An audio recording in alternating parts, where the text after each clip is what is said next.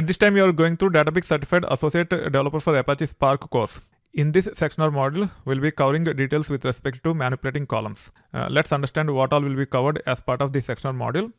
We'll explore the functions available under pyspark.sql.functions. There are quite a few functions. There might be quite a few questions as part of the certification exam also around these functions. You should be having fair understanding about most of the common functions, and also you should be in a position to interpret the help, and you should be able to understand the purpose of some of the functions. Even if those functions are given to you as part of the certification exam, you should be in a position to review the available documentation and give a best shot on those questions. That being said, these are the areas which will be covered as part of this very big module. We will first go to the details about predefined functions. Then we will see how to create dummy data frame. We have already gone to the details about creating data frames. In this case, we'll be creating a new data frame. Then we'll also understand categories of functions. It will make our lives easier to actually memorize some of the functions by categorizing them. Then we'll actually talk about special functions such as call and lit. We'll go to the details with respect to string manipulation functions.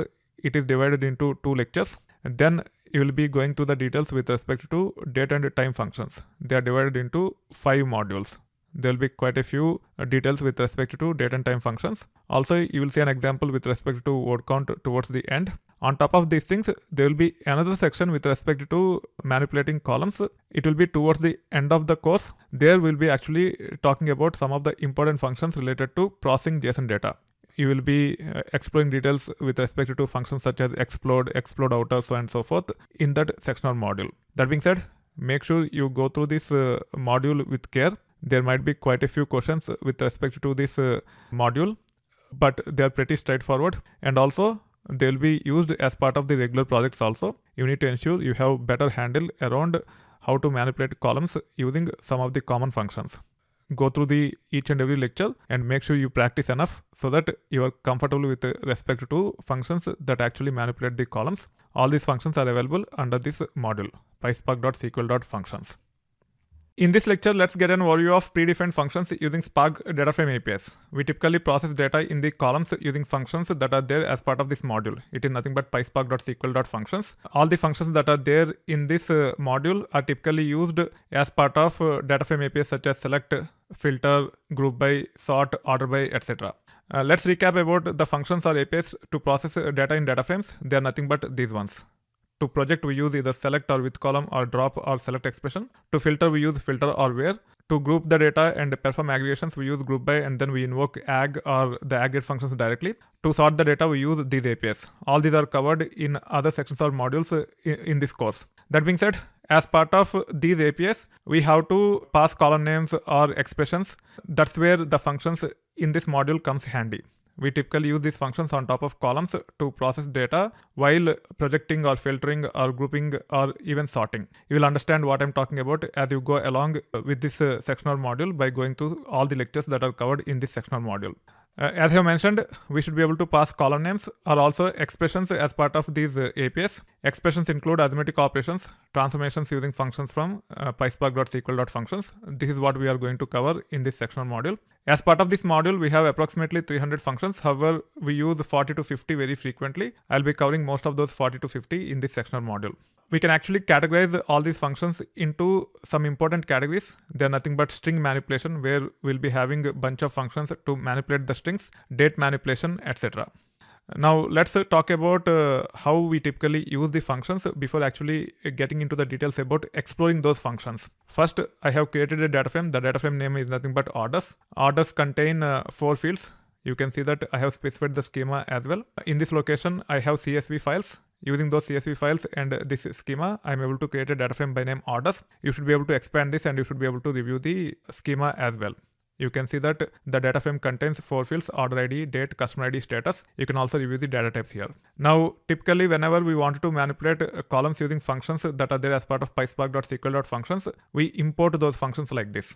We can say from pyspark.sql.functions import data underscore format. Sometimes we also say from pyspark.sql import functions as f, and we should be able to use functions by saying f dot. That is also very common practice. I will try to cover that towards the end of this lecture. Now I have already imported data underscore format. In this case, I'm previewing the data that is there as part of orders. You can see the data here. It have displayed first 20 records in the data frame because we are using show. By default, show displays 20 records. You can also preview the schema by using print schema. Now, it is very, very important for you to actually look at the help of these functions. And you should be able to interpret how to pass the arguments to these functions by looking at help. When it comes to date underscore format, you can see that it takes 2 arguments. The first one is nothing but date. Second one is nothing but format. And you can see that there's a lot of description with respect to this function.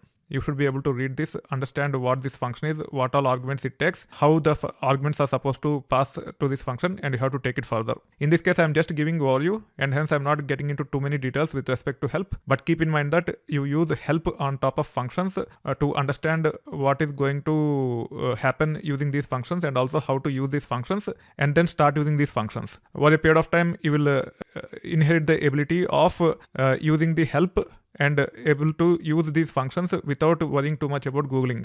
This is very, very important from the perspective of the certification exam. The certification exam, especially with respect to Databricks, is nothing but an open book exam. They'll be providing you the PDF. As part of the PDF, if you actually review the documentation related to date underscore format, you will see the same information you are seeing here. So if you spend time in understanding these functions by going through this documentation, it will be easier for you to review at the time of exam, interpret, and then give answers with a lot more accuracy. And hence make a habit of reviewing the help of each and every function that is being covered as part of the sectional model. Even when you actually practice other functions, make sure you review the help and be comfortable with help. That being said, now if you want to use date underscore format, you can use in this way. So in this case, I can say select star so that it actually select all the fields in the data frame. Then date underscore format, the first argument is nothing but order underscore date, which is nothing but column name. It contains valid date. If you actually go through the documentation here, it says converts a date or timestamp or string to a value of string in the format specified by the date format given by the second argument. So second argument is nothing but format. The first argument is supposed to be date. It can be of type date, timestamp or string. In our case, order date is of type string. However, you can see that it have valid dates in this along with some timestamp. As it has a valid date along with timestamp, we should be able to use this as first argument to date underscore format, and that is what I have used here. To date underscore format, I have passed order underscore date as first argument, then the format in which I would like to get the month. In this case, I'm trying to get using 4-digit year followed by 2-digit month. I'm also aliasing to order month, and you can see that I have ran it. Because of the star, we are actually getting all the fields in the data frame. Because of this date underscore format, we are actually seeing order underscore month. The reason why we are seeing order underscore month here is because we have order underscore month as part of the alias on top of this function call. You can review the output and you should be able to relate to this code and you should be able to understand. This is how we typically use functions. You can also use orders, which is nothing but our original data frame with 4 fields. Then we should be able to leverage with column. As part of with column, you can actually specify the alias here, and then the actual logic to process the data, which is nothing but date underscore format, order date, and the format in which we want to interpret the date to get the order month. And you can see the output here. Both yielded the same results.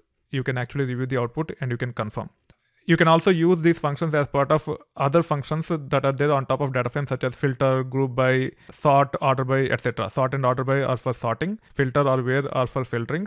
Group by is primarily to group the data and perform aggregations. In this case, I'm actually demonstrating that we should be able to use the functions to manipulate the data while filtering as well. I have passed the logic as part of the filter function call.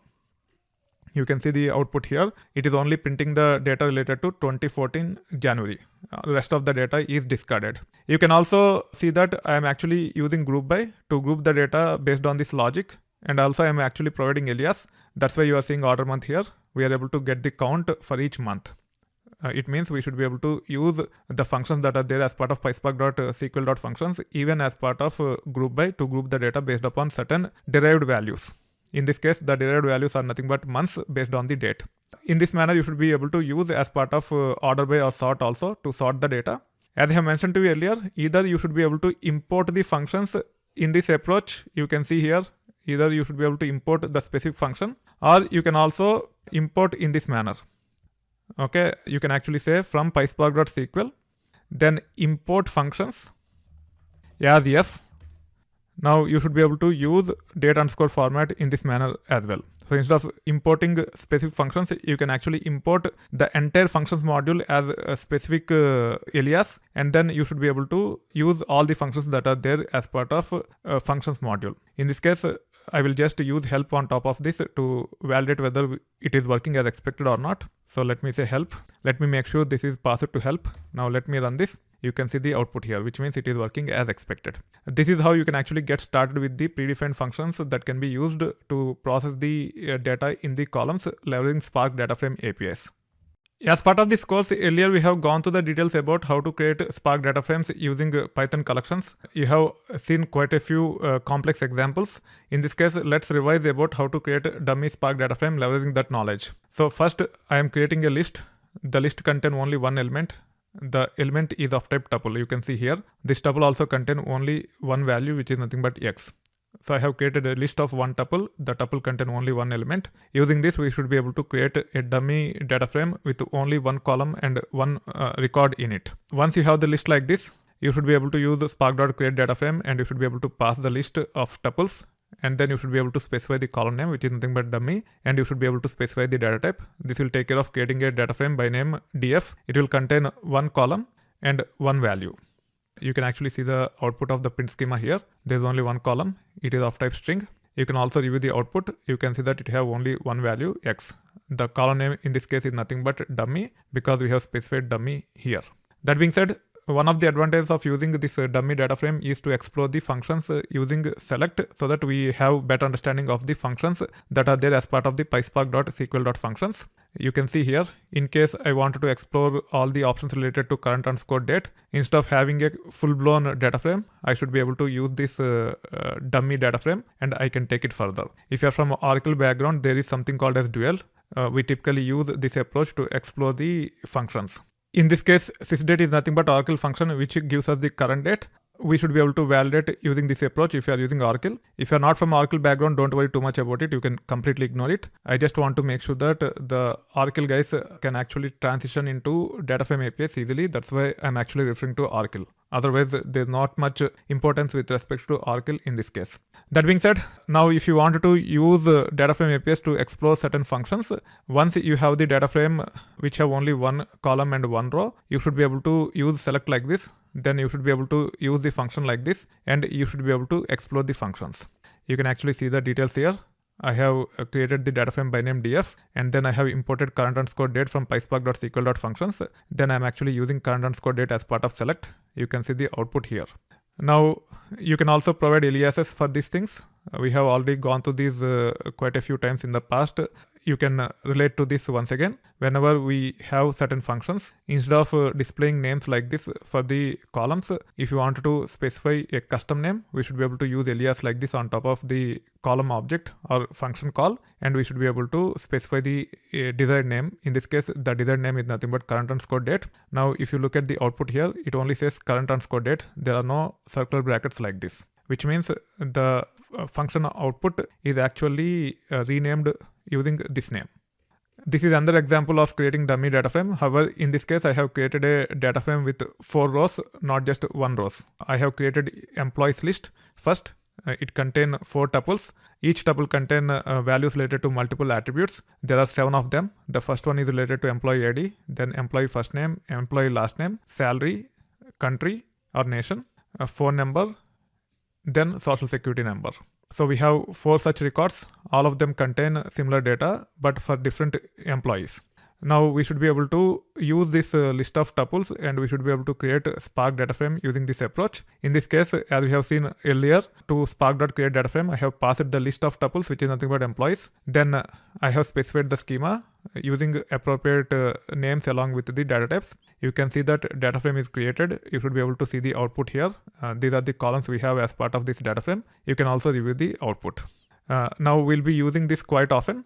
make sure you understand all the columns that are there as part of this data frame and also the data. This will come handy when we actually explore functions as part of subsequent lectures in this section or module. Make sure you are comfortable in creating dummy data frames whenever it is required to explore certain functions. That will make your life easier. You don't need to worry too much about having good quality data to explore your functions. You should be able to generate the test data for your purpose, create a dummy data frame, and explore functions on top of that test data. You have to be really comfortable with respect to creating dummy data frames so that you can explore the functions that are there as part of the Spark. As part of this lecture, let's emphasize on categories of functions to manipulate columns in Spark data frames. It is very, very important for you to understand important categories into which the functions can be divided. These are some of the most common functions which we use. The categories are nothing but string manipulation functions, date manipulation functions, aggregate functions, and also there are some other functions which we use very often. They are nothing but case and when, cast, etc. Also there are certain functions to manage special types such as array, map, struct. When it comes to the certification exam, they might not be very important. They might not give too many examples with respect to these special types, but in general they are very important. You need to understand those details as well. That being said, now when it comes to string manipulation functions, you typically use lower or upper to convert the case. You should be able to get length of a string using length. You should be able to extract substrings either by using substring or split. We'll be seeing examples very soon for all these functions. Don't worry too much about examples at this time. In this case, we are only focusing on categories of functions, not the actual functions themselves. When it comes to trimming unnecessary characters at the beginning or towards the end, we use functions such as trim, ltrim, rtrim, etc. Also, we can pad certain characters before strings or after the strings using lpad or rpad. We can also concatenate strings using concat_ws. We'll be seeing all these examples as we go along and understand all these important string manipulation functions with appropriate use cases. That being said, on top of string manipulation functions, we have several date manipulation functions as well. You have current date, current timestamp to give today's date or today's timestamp or the exact current timestamp. Also, you should be able to perform date arithmetic using functions such as date_add, date_sub, date diff, months between, add months, next day, etc. You can also get beginning and ending date or time using last_day, trunc, date_trunc. You should be able to format the date using date_format. Also, there is another important function called as to_date. Even that one can be used to actually format the date into specific strings. You will understand with examples at a later point in time. You can also extract the information such as day of year, day of month, day of week, year, month, etc. using these special functions that are available. These are some of the most commonly used date and time functions or date manipulation functions. You should be aware of most of these things. Also, when it comes to aggregate functions, we use count, distinct, sum, average, mean, max, etc. We also use special functions which I have emphasized earlier. Keep in mind that when it comes to exploring the functions, it is very, very important for you to use help, understand how the function can be used and also what the function is meant for, then start using it. Even with respect to simple functions such as lower, upper, etc., make a practice of going to the help before using it for first few times. In this case, I have created a data frame using the list of tuples here, which is nothing but employees. The data frame name is nothing but employees df. It have fields such as ID, first name, last name, salary, nationality, phone number, SSN. Now I have imported a function called as lower from pyspark.sql.functions. You can see that I have used help here to understand what this function is about. It takes one argument, which is nothing but call. You can pass a string expression and it will actually convert all the values in that column to lowercase. When it comes to the data here, you can see that with respect to nationality, United States is all in lowercase. India is in init cap, which means the first character is in uppercase. Rest of the characters are in lowercase. United Kingdom, the first word is in lowercase. The second word is in uppercase. Australia is all in uppercase. I would like to use lower and convert all the countries to lowercase completely.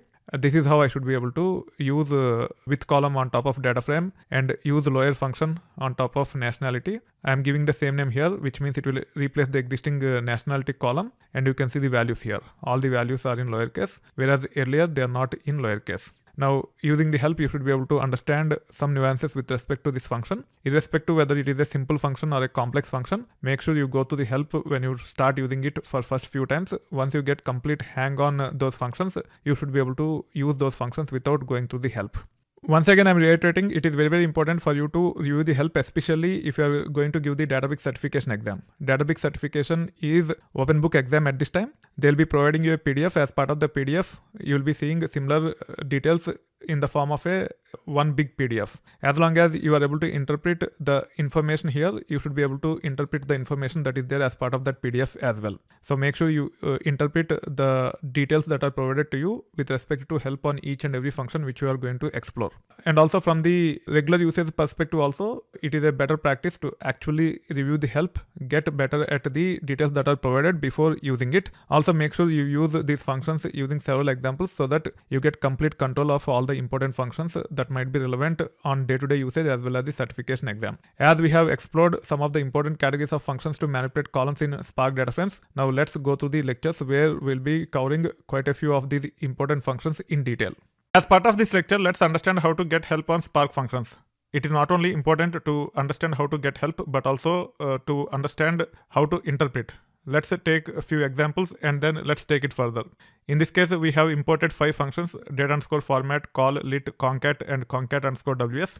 If you look at the help on data_format, it takes 2 arguments. The first one is date, the second one is format. Even though explicitly they haven't mentioned about the data types, by going through this statement, you should be able to determine the data types. It says converts a date timestamp string to a value of string in the format specified by the date format given by the second argument. So in this case, the first argument can be of type date or timestamp or string. The second argument is of type string only. So you have to pass the format as with respect to the date. It can be either in the form of date or timestamp or string.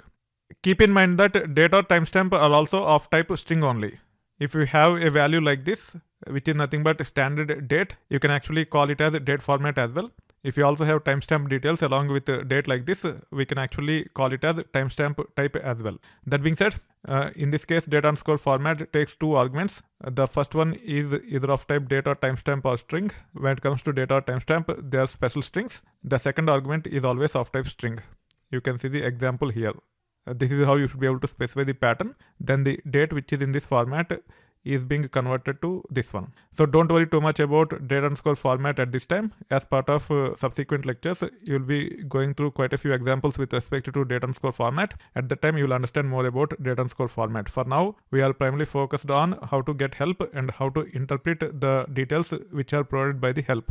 Now let's look at the help on call function. When it comes to call, it takes only 1 argument. You can see here.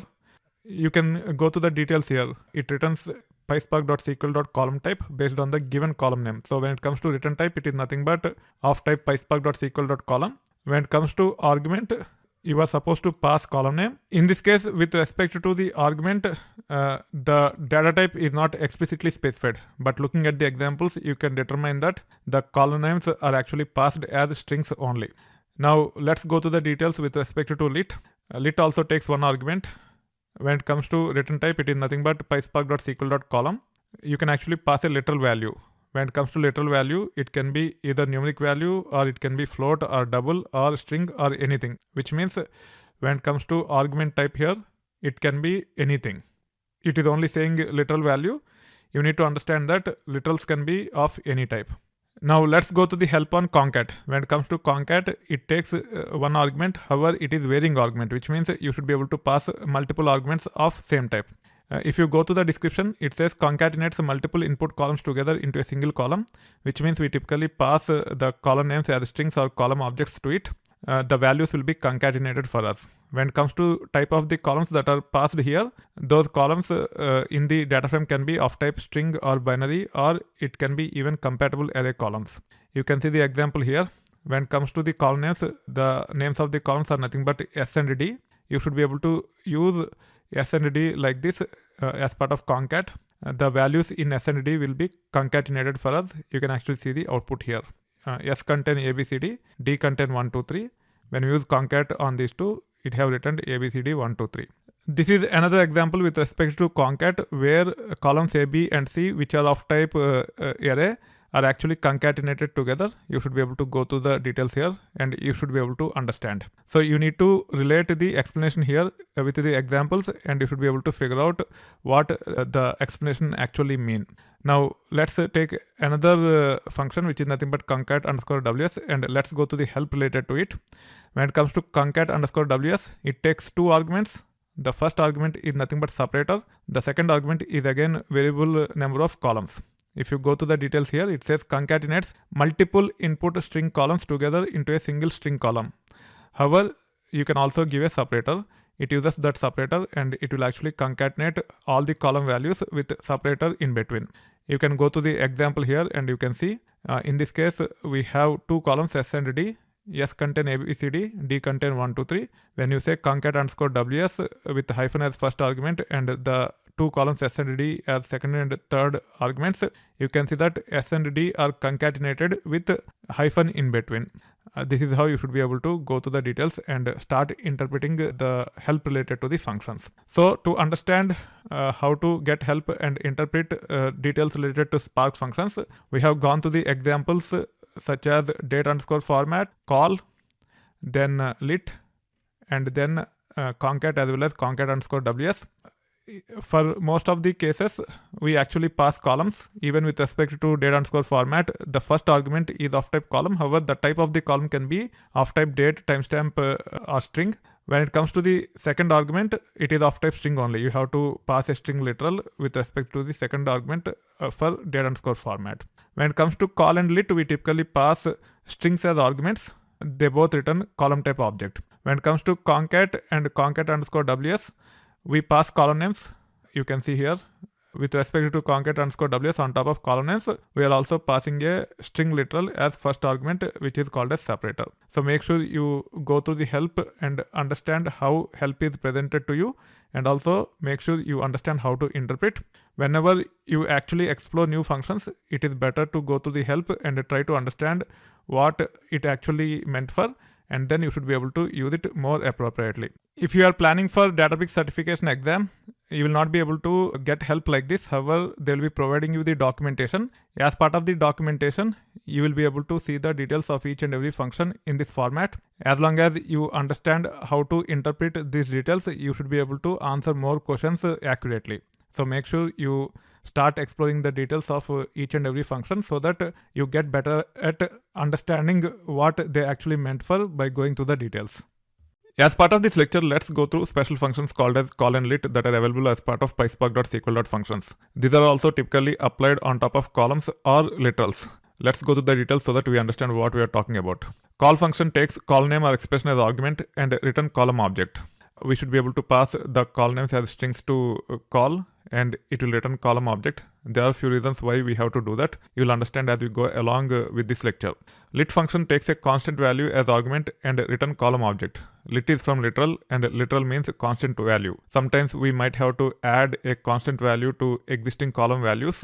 We will not be able to add them directly by just passing that number. We have to make sure we use lit function. Once we use lit function on top of that number, it will return a column object. Once you have column object, you should be able to add two existing column values using this column object. We'll see examples and you will understand at that time. So in this case, we have created a data frame by name employees df. We'll be using this for the demo. Now we should be able to select the columns from the data frame like this. If you look at the data frame contains several fields. They are nothing but employee ID, first name, last name, salary, nationality, phone number, SSN. If you wanted to project first name and last name, you should be able to project like this. You can see the output. So in this case, we have passed the columns first name and last name as strings to select. You can also use these columns as part of other APIs such as group by. So in this case, we are trying to get the count based on nationality. You can see that we got the required results. Now you can also use the call names as strings as part of APIs such as order by to sort the data. In this case, I have sorted the data based on employee ID. If there are no transformations on any column in any function, then we should be able to pass all column names as strings. These are the examples which we have seen for that. In all these scenarios, we have passed the column names as strings. However, if you have to invoke functions such as cast, DSC to sort the data in descending order as part of order by, or if you want to specify alias to rename the column or the derived values, then we have to use column objects only. Without column objects, we will not be able to use these functions. That's where the relevance of call comes into picture. Call actually converts the strings that are passed to column objects. As part of these APIs, we should be able to use column objects as well, and we should be able to get the desired results. Let's look at few examples, then you will understand. First, let's understand how to use call. we have to import call from pyspark.sql.functions. Make sure you use the help. As part of help, you can see that call takes only one argument.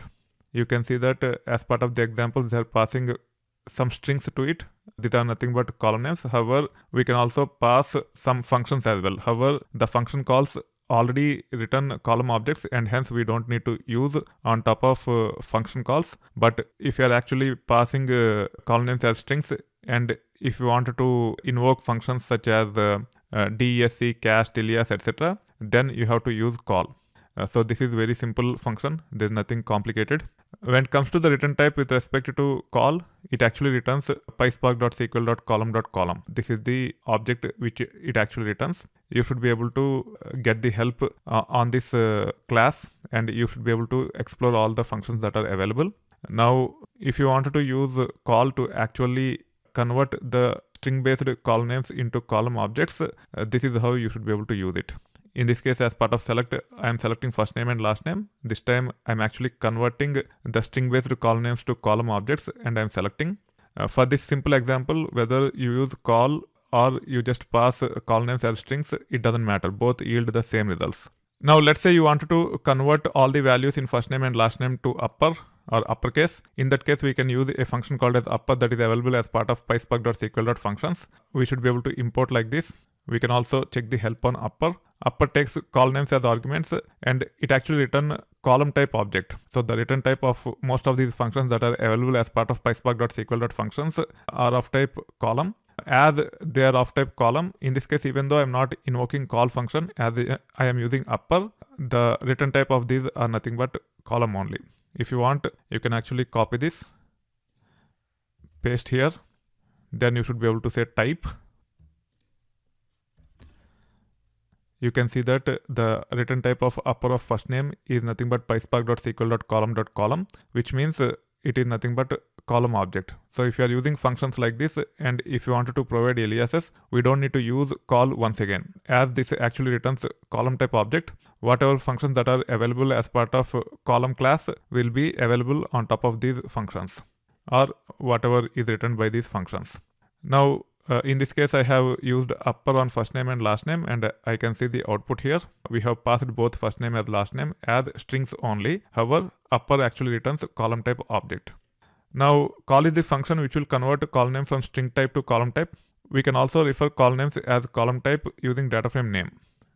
Here, what I'm trying to say is, if you wanted to refer first name, you can also say employees df dot first name or employees df of first name in single quotes or double quotes. Both the notations will work without any issues. So we can also refer column names as column type using data frame name, which means the data frame name employees df dot the column name first name or last name. As part of functions such as upper, we should be able to pass the call names in this manner also, but this is not required. We should be able to pass the call names directly as strings. Whether you use call or not, it doesn't matter. In earlier versions of Spark, it used to matter, but in the latest version, it doesn't matter. You should be able to pass the call names as strings or column objects. You can directly actually use the strings itself to functions such as upper. You don't need to convert the columns to column type. Just use string. It should be good. That being said, we can also use the functions such as upper and all as part of other functions also, such as group by, order by, etc. Now let's review the help on column. You can see I have imported column here. We can also say from pyspark.sql.column. This is the more appropriate one. And you can see the help here. If you scroll down, you should be able to see all the functions that are available on column object. These are all special functions. You ignore these things. You have to scroll down further. These are the actual functions. So on top of column objects, we have alias to rename the expressions to some meaningful names. We have ASC.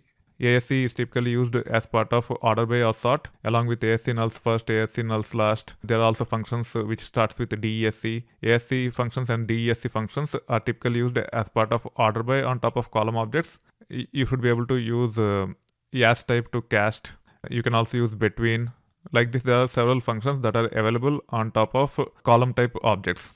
So you can also refer to column type objects in this manner. It need not be call of the strings. That being said, make sure you review some of these functions and try to understand. However, don't spend too much of time on this. Just make sure you understand that when we actually convert a string to column type object, it automatically exposes several important functions. The most common function which we'll be using is nothing but alias.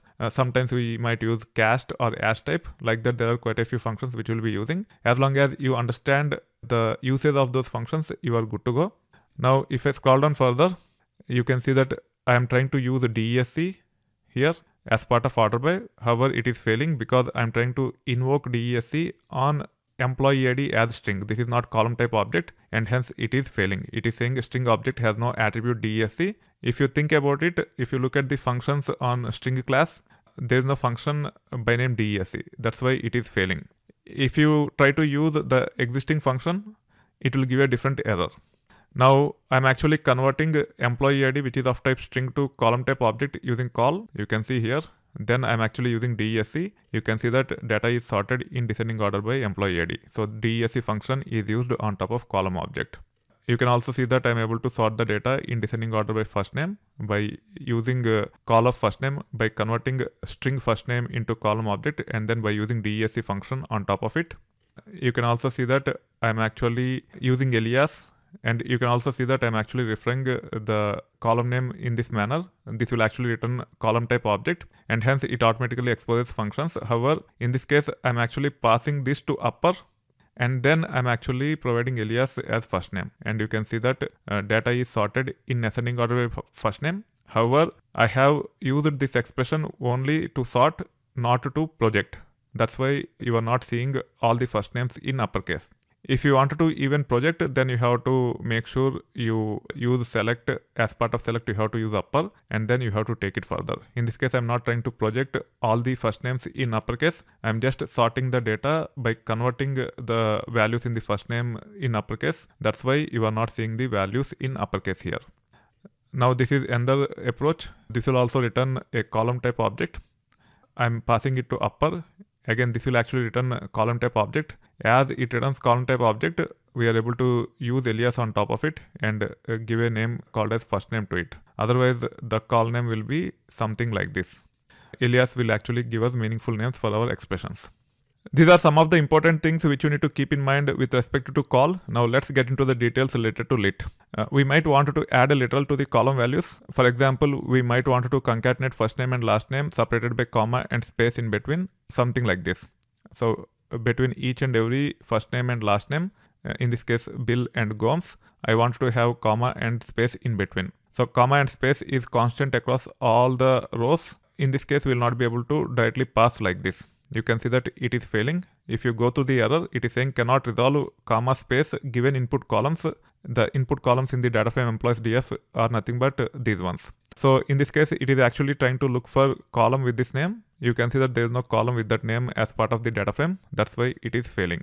Now you have to convert this to column object. To convert a literal to column object so that it can be used as part of function calls such as concat like this, we have to use lit function.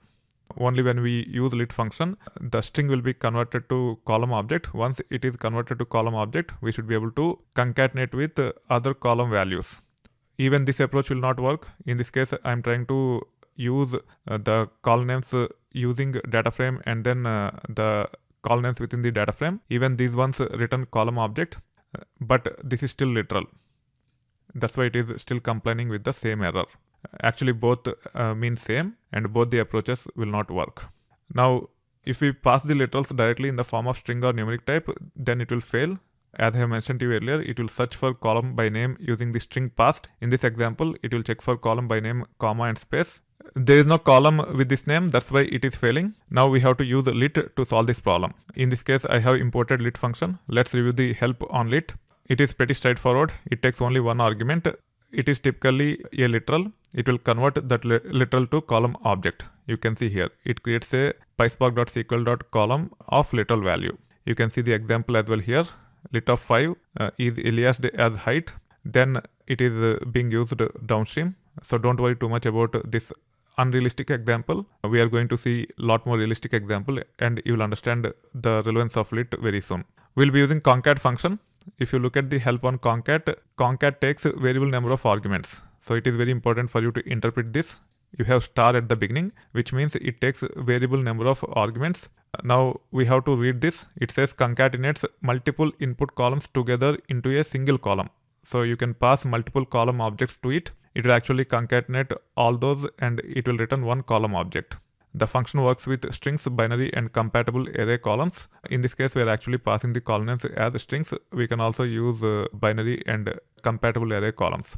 Now, this is how we should be able to introduce comma and space between each and every first name and last name that is part of our data. You can review the output here. I have said concat of call of first name, lit of comma space, call of last name, and we are able to see the results. Now, if you actually try to run something like this, let me add a new cell here. Let me remove call function call, make a habit of experimenting and see how they behave. Also, you do the research why it is behaving in that manner. That way you will be learning a lot more skills over a period of time.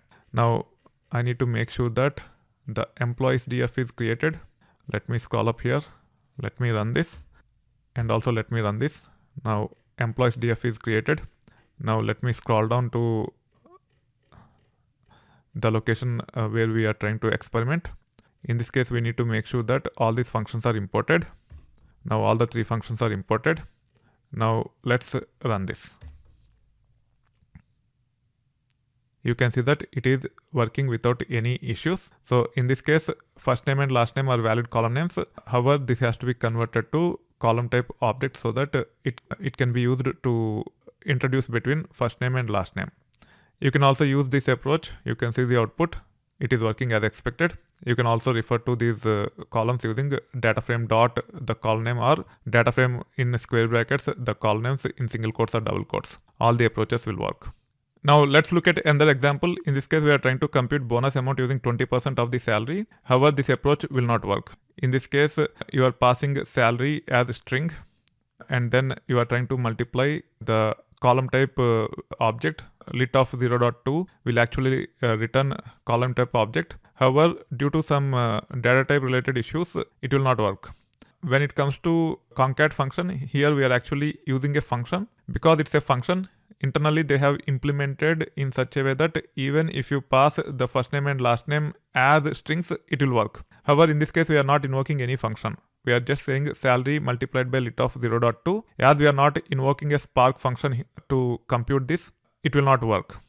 It will just try to multiply 0.2 with the string and you can see that it is returning null values. So in this case, if you are just trying to add to existing numeric values or multiply to existing numeric values, make sure the column names are passed as column objects, not strings like this. In this case, it didn't throw error. However, the output is not as per the expectations. When I actually change salary to column type object, it is working as expected. This time we got the desired results. The reason why it didn't work is because we are not invoking any Spark function here and there is no functionality with respect to data frame APIs where if you pass column names as strings like this and if you try to perform arithmetic operation like this, it will work. To make sure that it works, you have to make sure this is converted to column type object. This is how you should be able to convert it to column type object. Once you convert the column names which are in the string format to column type objects like this, you should be able to use lit like this to actually perform any arithmetic operation. Also, you will not be able to directly multiply 0.2. If you try to multiply 0.2 directly to the column object, it will try to search for a column by name 0.2. As there is no column name by 0.2, it will fail. This is how you should be able to use literal to actually do some operations with existing column values by passing some constants to functions such as lit. It is very, very important for you to understand the relevance of both call and lit. Those are the things that are covered as part of this lecture. Make sure you go through this lecture multiple times and also practice with other examples. You need to be extremely clear with respect to these two functions. These are not often used in other programming languages or databases, and hence you need to spend a bit more time to understand these two important functions. As part of this lecture, let's go through some of the common string manipulation functions we use on top of Spark data frames. They are nothing but concatenating strings and also converting the case as well as getting the length of strings. When it comes to concatenating strings, we should be able to use two functions. One is concat and another one is concat_ws. There is a subtle difference between the two. Once we go to the examples, you will understand the subtle difference. When it comes to concat, we can pass a variable number of strings to it. It will return one string concatenating all the strings. If you have to concatenate literal in between, then we have to use lit. We have seen that as part of the previous lecture. We can also use concat_ws. It is typically used to concatenate one common literal between multiple string values. We'll be seeing a relevant example and you will understand what I'm talking about with respect to concat_ws. When it comes to case conversion, we have functions such as upper, lower, and init cap. As the name suggests, upper will actually convert the column values to uppercase. Lower will actually convert the column values to lowercase. Init cap will only convert the first character in a string to uppercase. We will see the examples and you will understand very soon. We can also use length to actually get the number of characters in a string. All the four functions take column type argument, whether it is upper, lower, init cap, or length. They all take column type argument. We can also pass column names as strings to these functions. That being said, now let's perform tasks related to concatenating strings. First, we'll be exploring concat, then we'll actually get into concat_ws. In this case, you can actually create a data frame by name employees_df by running these two cells. You can see that employees_df data frame is created with all these columns: employee ID, first name, last name, so on and so forth. You can also preview the data here. The data frame contains 4 records. The columns are nothing but employee ID, first name, last name, salary, nationality, phone number, SSN. In this case, let's say I would like to create a new column by name full_name concatenating first name and last name. For that, we should be able to use concat function. This is how we should be able to import from pyspark.sql.functions. You can also go to the help. We have already seen this in the past. Once again, I'm reiterating. In this case, concat takes one argument. However, there is a star before it, which means we should be able to pass as many arguments as we want, which are of similar or same type. In this case, we should be able to pass multiple column names as strings or column objects to actually concat all the values in them. So star represents varying number of arguments. You can also go to the examples here and try to understand how concat is typically used. In this case, you can see that a data frame is created by name df. The column names are nothing but s and d. The data frame contains only one record. You can see that both the column names are passed to concat to actually concatenate the values in s and d. You can see the output here. Going to the examples also will give you a fair understanding about these functions. Now, we are actually seeing a bit realistic example using a data frame which contains more than one row. Employees df have 4 rows or records. In this case, we are actually using with column to actually give alias to the derived column. It is nothing but full name. This is the logic where we are trying to concatenate first name and last name. You can see the details here. If you go to the full name, the first name and last name are concatenated and you should be able to see the values. We haven't introduced any other literal in between. That's why there are no spaces or commas in between.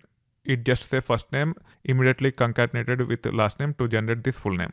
Now we can improvise by adding a comma followed by a space in between first name and last name. However, we have to use lit. I have covered the relevance of lit as part of the previous lecture. If you are not sure about lit, just go back to the previous lecture and understand what the lit is all about. Then you should be able to interpret the logic that is developed here to introduce comma and space between first name and last name while generating the full name. You can see the output now. As part of the full names, we not only have first name and last name concatenated together, in between we also have comma and space. This is how you should be able to use concat to actually concatenate multiple column values with literal in between. Now let's go to the details related to concat_ws. In some cases, concat and concat_ws can be used to solve same kind of problems, but concat_ws comes handy when we want to concatenate several column values with common string in between. First, let's go to the help on concat_ws. You see it takes 2 arguments. The first argument is nothing but separator and there is no star before it, which means it only takes 1 argument for separator, and then you should be able to pass as many columns as you want because there is a star here, which means it actually takes variable number of column names as strings or column objects. So if you actually review the example here, hyphen is being used as separator between s and d. You can see the hyphen here. The separator is passed as first argument followed by the column names.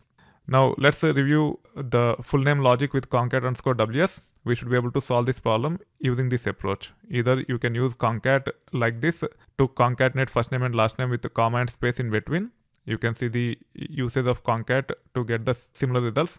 In the similar manner, you should be able to use concat_ws as well. However, first we are passing the separator. We are not using literal here. When it comes to sep, it can be string, and that is what is being passed here. And then we have first name and last name. You can see that it have given us the desired results. If you use literal, it might give you different results. You have to experiment and see what happens if you pass literal to this, whether it will work or not. You have to make sure you experiment. If it is giving some results, you need to review the results and see what is happening. If it is throwing error, that means it is not supported. That being said, let's take another example with respect to concat_ws. I have a new data frame by name addresses. You can see here. Let me actually preview the details with respect to addresses by saying addresses df.show. You can see the output here. So addresses df have ID, and then address, city, state, country, postal code. I would like to build a new column called as full address, where the full address is actually result of address followed by city, followed by state, followed by country, followed by postal code. I would like to separate all these values using comma. So that is where concat_ws comes handy. You see here, instead of repeating comma and space multiple times, I'm just using comma and space as first argument, and then I'm passing rest of the columns as strings. You can also pass these as column objects. You can actually see that full address is computed using the values in all these columns with comma and space in between. You can see comma and space in between each and every attribute that is specified here, or column that is specified here. This is how concat_ws will streamline the process of concatenating values of multiple columns with a common string in between. Now let's perform the task related to case conversion and length. We should be able to use functions such as lower, upper, init cap, and length to achieve these. We are using same employees df data frame. We have already reviewed the data. If you want, you should be able to review it once again. Let me add a cell here. Let me copy. Let me paste here. Let me say show. Let me make sure I run all these three cells so that the data frame is created without any issues. You can see the output here. Now you can see that when it comes to nationality, the characters are in mixed case. When it comes to first name and last name, the characters are in init cap, which means only the first character is in uppercase, rest of the characters are in lowercase. Now we'll be using these functions and we'll try to manipulate these to understand the functionality of these simple functions. We have imported lower, upper, init cap, and length from pyspark.sql.functions. You can actually go to the help for all these functions. When it comes to lower, it takes only one argument. The argument is nothing but column name. It can be of type string or it can be of type column object. So we should be able to pass either a string column name or column object to lower. Same is the case with upper. The syntax and semantics are almost same, but the functionality is lower will actually convert all these characters in a string to lowercase. Upper will convert all the characters in a string to uppercase. Even init cap, the syntax and semantics are similar to lower and upper. Only thing is the first letter of each word will be converted to the uppercase when you use init cap. When it comes to length, it also takes only one argument. The argument can be of type column or string. It will just give number of characters in those values that belong to that column. Very simple functions, nothing fancy. You should be able to go to the help and easily interpret the details. Then you should be able to start using it as per your requirements. In this case, I would like to play with nationality. I want to convert all the characters to uppercase, lowercase, also use init cap to get the first character of each and every word in uppercase, and also length to see the number of characters in each and every country that is there as part of our data. You can see the output here. When it comes to upper, everything is converted to uppercase. When it comes to lower, everything is converted to lowercase. When it comes to init cap, the first character in each word is uppercase. You can also see the length here. So these are the functions which we typically use for case conversion and getting the length. These are very common string manipulation functions and very simple. There is nothing fancy about these functions. Concat and concat_ws are also used quite often. However, there is a little bit of complexity around those functions compared to these things. Make sure you are comfortable with all these common string manipulation functions. As part of this sectional module, we are going through the details about manipulating columns in Spark data frames using functions that are available under pyspark.sql.functions. In this lecture, let's go through the details about extracting strings using substring from Spark data frame columns. If you are processing fixed length columns, then we use substring to extract the information. We also have fixed length records, which means each and every record will be of same length. Each and every column value in each of the record will be of same length. Let me take an example here. You might have dataset which is of fixed length records. There might be ID, there might be name, and there might be phone number. The ID might be 4 digits or 4 characters. The name might be 50 characters. The phone number might be 10 characters. If the name doesn't have all the 50 characters, the names will be padded with spaces so that the names are fixed length across all the records. Those are called as fixed length records, where each and every column value is fixed length. However, even when we have variable length records, some of the columns might be fixed length. Now let's talk about some of the examples here. Social security number, if you are from US, the social security number is of 9 digits. So it is always fixed length irrespective of whose social number it is. When we have social security numbers, we typically extract last digits so that it can be used for tele-verification applications. Same is the case with credit card numbers. Credit card numbers are always 16 digits. So these are also examples for fixed length values or fixed length columns, where credit card number will be represented using a column name by name credit card number, and all the credit card numbers will be stored using 16 digits, which means it is nothing but a fixed length column with fixed length values in it. Also, data coming from mainframe systems are quite often fixed length. In this case, the records themselves are fixed length. We might have to extract the information and store in multiple columns. For example, we might have to extract first 4 characters to get the ID, then next 50 characters to get the name, then last 10 characters to get the phone number. As I have given the example of ID, name, and phone number earlier, I am using the same example here. There we are actually citing an example with a fixed length record where each and every column is also fixed length across the records. In these scenarios, we typically use substring function, and we should be able to extract the information we are looking for. It typically takes 3 arguments. They are nothing but column, position, and length. We can also provide position from the end by passing negative value. However, it is used a bit less often. Before getting into the examples related to Spark, let's first understand how to get a substring using Python as programming language. In this case, I have created a string by name yes, which contains hello world in it. To get first 5 characters, we should be able to say s of colon 5. You can see that it have extracted first 5 characters. If you wanted to extract from second character till 4th character, this is how you typically specify. This is the index where we are supposed to start. This is the length of the string up to which we have to extract the information. Now, when it comes to Spark, the functionality will be a little bit different when we try to use a substring. You will understand what I'm talking about once we start seeing the examples. In this case, I have created a dummy data frame by name df. It contains only one column dummy with one record. The record value is nothing but x. This is primarily used to explore the functions. Now, let's look at the help on substring function. You can see that it takes 3 arguments. The 3 arguments are nothing but str, position, and length. In place of the first argument, we typically pass the column name as string or column object, and then we have to specify the position from where we have to extract the information, and then length up to what point we have to display. Let's see examples so that you understand what I'm talking about here. In this case, I'm actually saying substring of lit of hello world. I'm using lit because I'm using literal hello world. This will actually return column object. We should be able to pass a literal also like this to substring. Now, when I say 7,5, it is actually picking the characters from 7th character, and from there it have picked the 5 characters. Whereas if it is Python as programming language, if you say s of 7 colon 5, it will not even return because it will start from 8th character, and it will only pick up to the 5th character from the beginning. Whereas here it is a little bit different. You can give a try with Python strings and you should be able to understand what I'm talking about here. In this case, starting from this position, whatever number is specified here, based on that, you will see the result. This is the 7th position, and you can see that it have printed 5 characters. You should be able to see the output here. Now, you should be able to use minus approach also. So in this case, from the end, we are actually going back by 5 characters.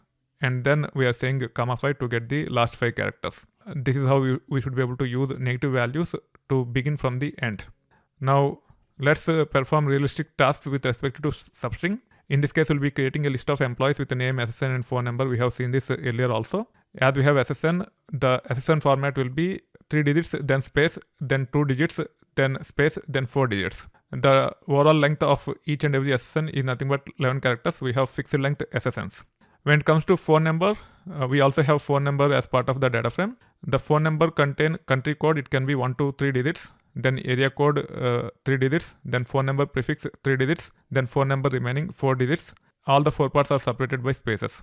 So when it comes to the length of the phone number, it is somewhere between 4 plus 3 plus 3, 10, then 1 to 3, which means 11 to 13 is the overall length of each and every phone number. Let's create a data frame using this, and then we'll take it further.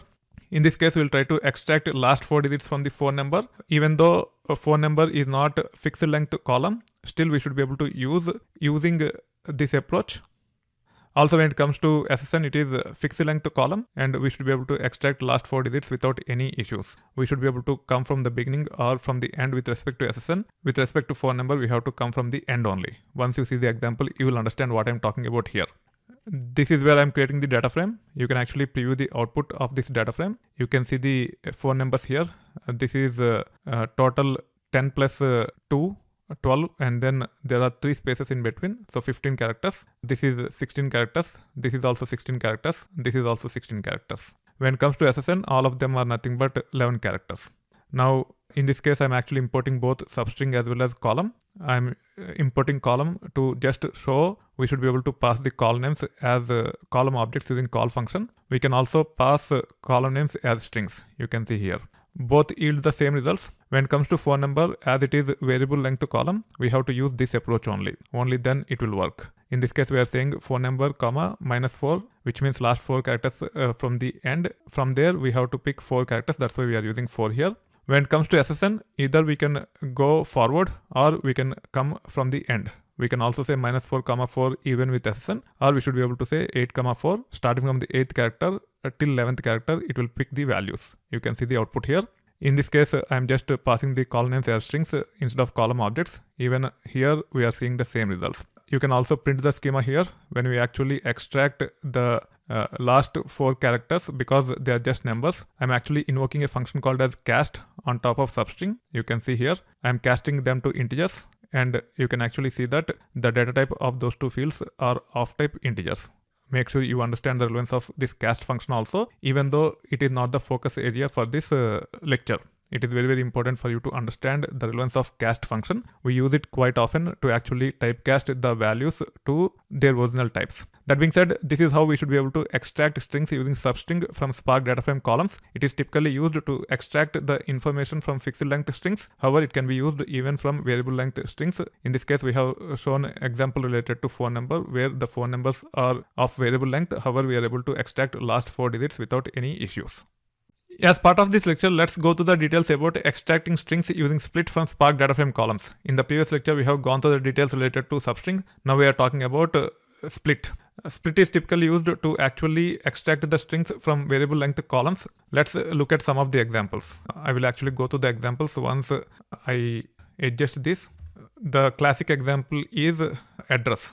Address might have multiple attributes in it. They are nothing but house number, street name, city, state, and zip code. They might be comma separated. We might want to extract city and state for demographics reports. This is one of the classic example where we use split and then access city or state from the address. When it comes to split, it takes 2 arguments. The first one is nothing but column in the form of string or column object. The second argument is nothing but delimiter. It actually converts the string to array. We have to use array notation to actually access the elements if you want to pick a particular element. However, if you want to convert that array into individual records, then we have to use explode in conjunction with split so that the data will be exploded into individual records in data frame. You will see example very soon. You will understand what I'm talking about here. Explode is quite useful when it comes to performing some aggregations based on the values that are there as part of lists. Even split generate list or array. We use explode on top of split very often, and hence you have to understand the relevance of explode in tandem with split or in conjunction with split. That being said, in this case we have created data frame by name df. You can see here. You can actually go through the help on split. You can see that it actually takes 3 arguments. The first one is the column name. It can be string or column object. The second argument is nothing but pattern based on which we should be able to split. You can just give 1 character using which it can be splitted, or you can even pass regular expression. In this case, I don't want to cover regular expression. I will just use simple characters to actually split based on certain characters. There is also a keyword argument called as limit. I haven't used before, but let's go to the details about limit. It actually controls the number of times the pattern is applied. For example, if you have spaces and if you wanted to split based on spaces, you can actually use limit to actually consider 2 spaces or 3 spaces as the delimiters rather than just one space. You can give a try and you should be able to understand. However, I do not have example with respect to limit as part of this lecture, but it is pretty straightforward to understand. You should be able to experiment and take it further. That being said, the 2 most important arguments with respect to split are nothing but column name in the form of string or column object, then pattern using which we want to split the data. Now, let me review the help on explode also. Explode takes only one argument. The argument is nothing but expression. It should return the array. Once it actually returns array, you will actually be able to explode into individual records. We'll see example very soon and you will understand. You can also review the examples here. You might be able to understand here as well. There are quite a few other uses with respect to explode. Don't worry too much about other users if you are not able to understand at this time. Let's try to understand explode from the context of processing arrays that are generated by split. In this case, I'm actually using split function on top of literal hello world, how are you? You see here, I'm using space as the delimiter.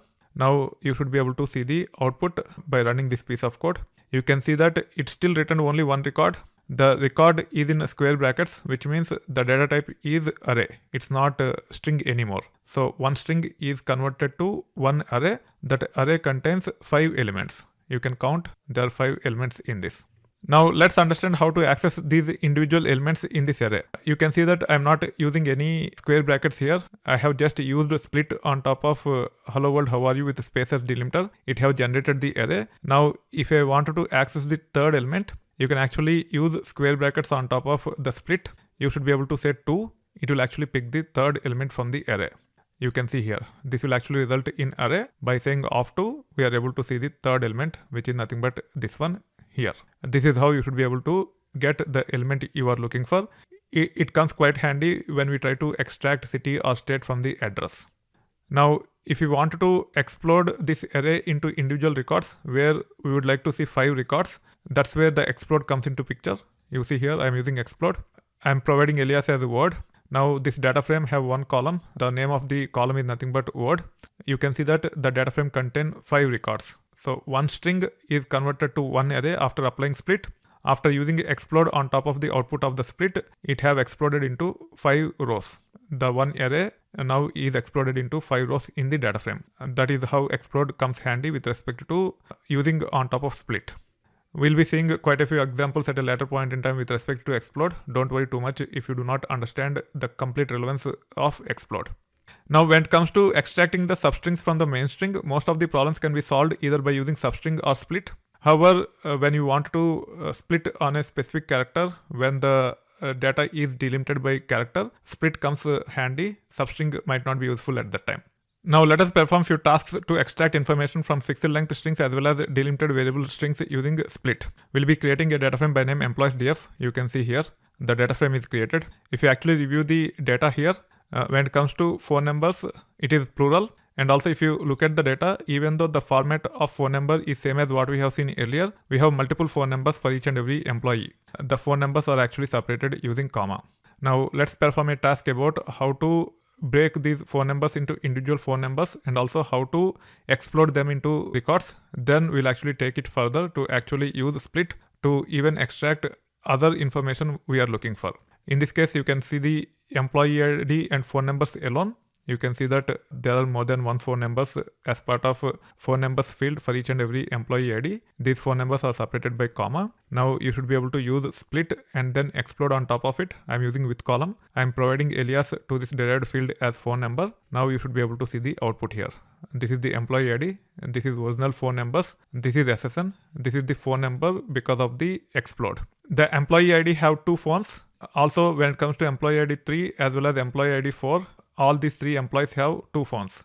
They are separated by comma. As we have used split with comma as delimiter and then explode, you can see 2 records each for employee ID 1, 3 and 4. When it comes to employee ID 2, there's only one phone number, and hence there's only one record here. This is how we should be able to use the split in combination with explode to break the phone numbers with delimiters into multiple records. Here we have seen example with phone numbers. This can be repeated with any such use cases. Now let's actually put split in practice to get area code from the phone number, the last 4 digits from the phone number, and also last 4 digits from the SSN. If you look at the description here, the area code is nothing but the 3 digits after the country code. So this is the area code for this phone number. This is the area code for this phone number. This is the area code for this phone number. This is the area code for this phone number. You can also review the other phones the employees have. Now we would like to get the area code from all the phone numbers along with the last 4 digits, and also we would like to get last 4 digits of the social security number. When it comes to phone number, I am actually splitting using space as delimiter. You can see here. If I say off 0, it will actually give us country code. By saying off 1, we are able to get the area code. By using off 3 like this, we are able to get the last 4 digits of the phone number. It is because when we actually split the phone number using space as delimiter, it will actually return array of 4 strings. The first string will be country code, then area code, then prefix, then last 4 digits. By using off 3, we are able to get last 4 digits. You should be able to see the details here. When it comes to SSN is divided into 3 parts with spaces in between, and hence when we actually use split on SSN, it will actually return array with 3 strings. By using off 2, we'll be able to get last 4 digits of SSN. You can see the output here. It is nothing but the last 4 digits of SSN. Now let's try to get the phone count for this employees DF. If you look at the code snippets here, I have actually selected employee ID, phone numbers, then SSN. Then I have added phone number with logic of explode of split of phone numbers with comma as the delimiter. The entire data frame is assigned to the same data frame. In this case, the employees DF will have 4 columns. They are nothing but employee ID, phone numbers, SSN, and phone number. Now using this employee ID as key, I should be able to group by, and I should be able to get the phone count. That is what I have done here. Using the data frame which have exploded the records, because we have multiple phone numbers using delimiter comma, we are able to perform group by on employee ID on this data frame which contain the exploded results. As the data is grouped by employee ID, we should be able to use count function like this, and we should be able to get the count. You can see the number of phones each employee have. This is how we should be able to extract strings using split from Spark data frame columns. At times we might have to use explode to actually explode the arrays that are resulted because of the split into multiple records. It will facilitate us to perform some additional aggregations like this. As part of this lecture, let's go through how to pad characters to strings using Spark functions on top of Spark data frame columns. We typically pad characters to build fixed length values or records. Fixed length values or records are extensively used in mainframes based systems. Length of each and every field in fixed length records is predetermined, and if the value of the field is less than the predetermined length, then we pad with a standard character. It can be space, it can be hyphen, it can be any standard character. In terms of numeric fields, we pad with 0 on the leading or left side. For non-numeric fields, we pad with some standard character on leading or trailing side. It can be before or after the main string. We use lpad to pad a string with a specific character on leading or left side, and rpad to pad on trailing or right side. Both lpad and rpad take 3 arguments. The first argument is nothing but column or expression, then desired length, then the character that is supposed to be used for the padding. Once we see the examples, you will understand how lpad or rpad can be used. In most of the cases, we use lpad. We use rpad less often. Now let us perform simple tasks to understand the syntax of lpad or rpad. In this case, we are creating a data frame with single value and a single column. You can see here the data frame name is nothing but df. Using that, I'm actually using lit to actually pass a literal, and I'll be demonstrating how lpad can be leveraged to pad certain character before the string. When it comes to the help on lpad, you can actually see that it takes 3 arguments: the column name, then the desired length, then the character that is supposed to be used for the padding. You should be able to read the information here, and also you can actually go to the example to understand. In this case, you can see that they have created a data frame by name df with 1 column. The name of the column is nothing but s. The value in that column is nothing but abcd. Now the desired length to pad is nothing but 6. Which means if the length of this string is less than 6 characters, then the string will be padded with these to make it 6 characters. In this case, as it is 4 character string, you can see that it have padded hash twice. In case if the string is 3 characters here, then it would have padded with 3 hashes. If the string is more than 6 characters, then it will actually display only 6 characters from that column. It will not display more than 6 characters. So these are the examples which are provided as part of the help. Now let's go through my examples. In this case, we are actually using literal hello. Hello is only 5 characters. The desired length is nothing but 10 characters. We would like to pad with hyphen if this is not of 10 character length. As this is only 5 characters, you can see that 5 hyphens are padded on the left side. If you want to pad on the right side, you just have to use rpad function. It will pad on the right side. Now let's see a realistic example. In this case, we'll be creating a data frame by name employees df to actually see how padding is used in real world scenarios. Sometimes we might have to send data to mainframe systems from our data lake. We might want to build fixed length records using our existing data. That's where the padding comes into picture. It is rare, but it is possible. Now let me scroll down here. You can see data frame by name employees df is created. You should be able to preview the data. It have columns such as employee ID, first name, last name, salary, nationality, phone number, SSN. All these columns have values. You can also get the schema details by using print schema like this. Now we'll be using pad functions to convert each of the field into fixed length and concatenate. That is how we should be able to convert a 7-column data frame into single column data frame. The values in the data frame will be of same length.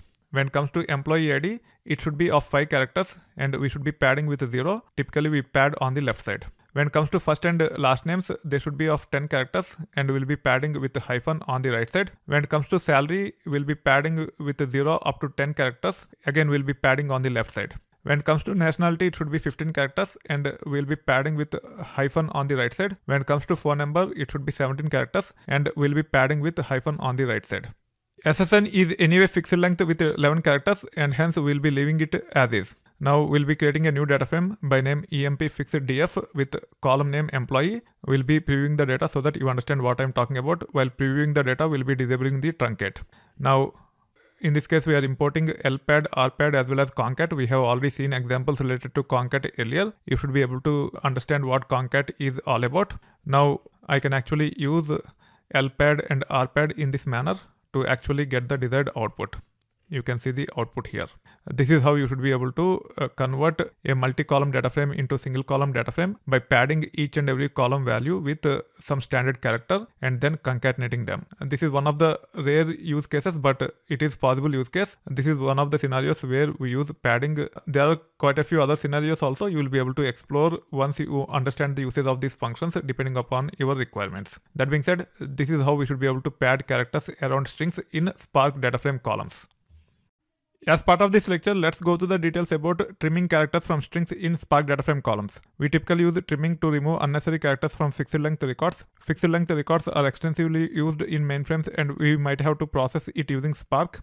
As part of processing fixed length records, we might want to remove leading or trailing characters such as 0 in case of numeric types and space or some standard character in case of alphanumeric types. As of now, Spark trim functions take the column as argument and remove leading or trailing spaces. However, we can use expr or select expression to use Spark SQL based trim functions to remove leading or trailing spaces or any other such characters. We should be able to trim spaces towards the left using ltrim. We should be able to use rtrim to trim spaces towards the right. We can use trim to actually trim spaces on both the sides. Now let's perform tasks to understand how to trim strings using Spark data frame APIs. First, we'll be creating a data frame with 1 column and 1 record. You can see here I have created a data frame by name df. It contains 1 column. The column name is nothing but dummy. The value is nothing but hello dot with spaces on both leading as well as trailing. Now you can actually preview the output. However, this is cancelled for some reason. Let me actually run this. You should be able to see the output. You can see there are spaces at the beginning and also there are spaces at the end. Also we have dot here. Now let's actually import ltrim, rtrim as well as trim. Let's review the help with respect to ltrim, rtrim and also trim. You can see that ltrim actually trim the spaces from left end for the specified string value where we have to pass a column with string values. The column name can be passed as a string or column type. Rtrim is the other way around. It will actually trim the spaces from the right end. When it comes to trim, it actually trim the spaces from both the ends. They are pretty straightforward functions when it comes to Spark data frame APIs. This is how you should be able to use ltrim, rtrim as well as trim to trim the spaces. When it comes to the first one, you can actually see the original value. Then you can actually see that the leading spaces are removed because of the ltrim. In this case, the trailing spaces are removed. In this case, the spaces on both the sides are removed because we have used trim and we have named it as trim. The column name trim is for trim, rtrim is for rtrim, ltrim is for ltrim. Now you can also pass the columns in the form of strings rather than column objects. Even this one will work in exact same manner. You can see the output here. We can also import expression like this. As part of Spark SQL functions, there are functions such as rtrim, ltrim, as well as trim. If you look at help on those functions, they actually provide a bit more robust functionality. You can see that rtrim can be used to remove the trailing space characters from string. When it comes to rtrim, it is same as what we have seen earlier. You can see that I'm actually using ltrim, rtrim using expression. Even this one actually gives us the same results.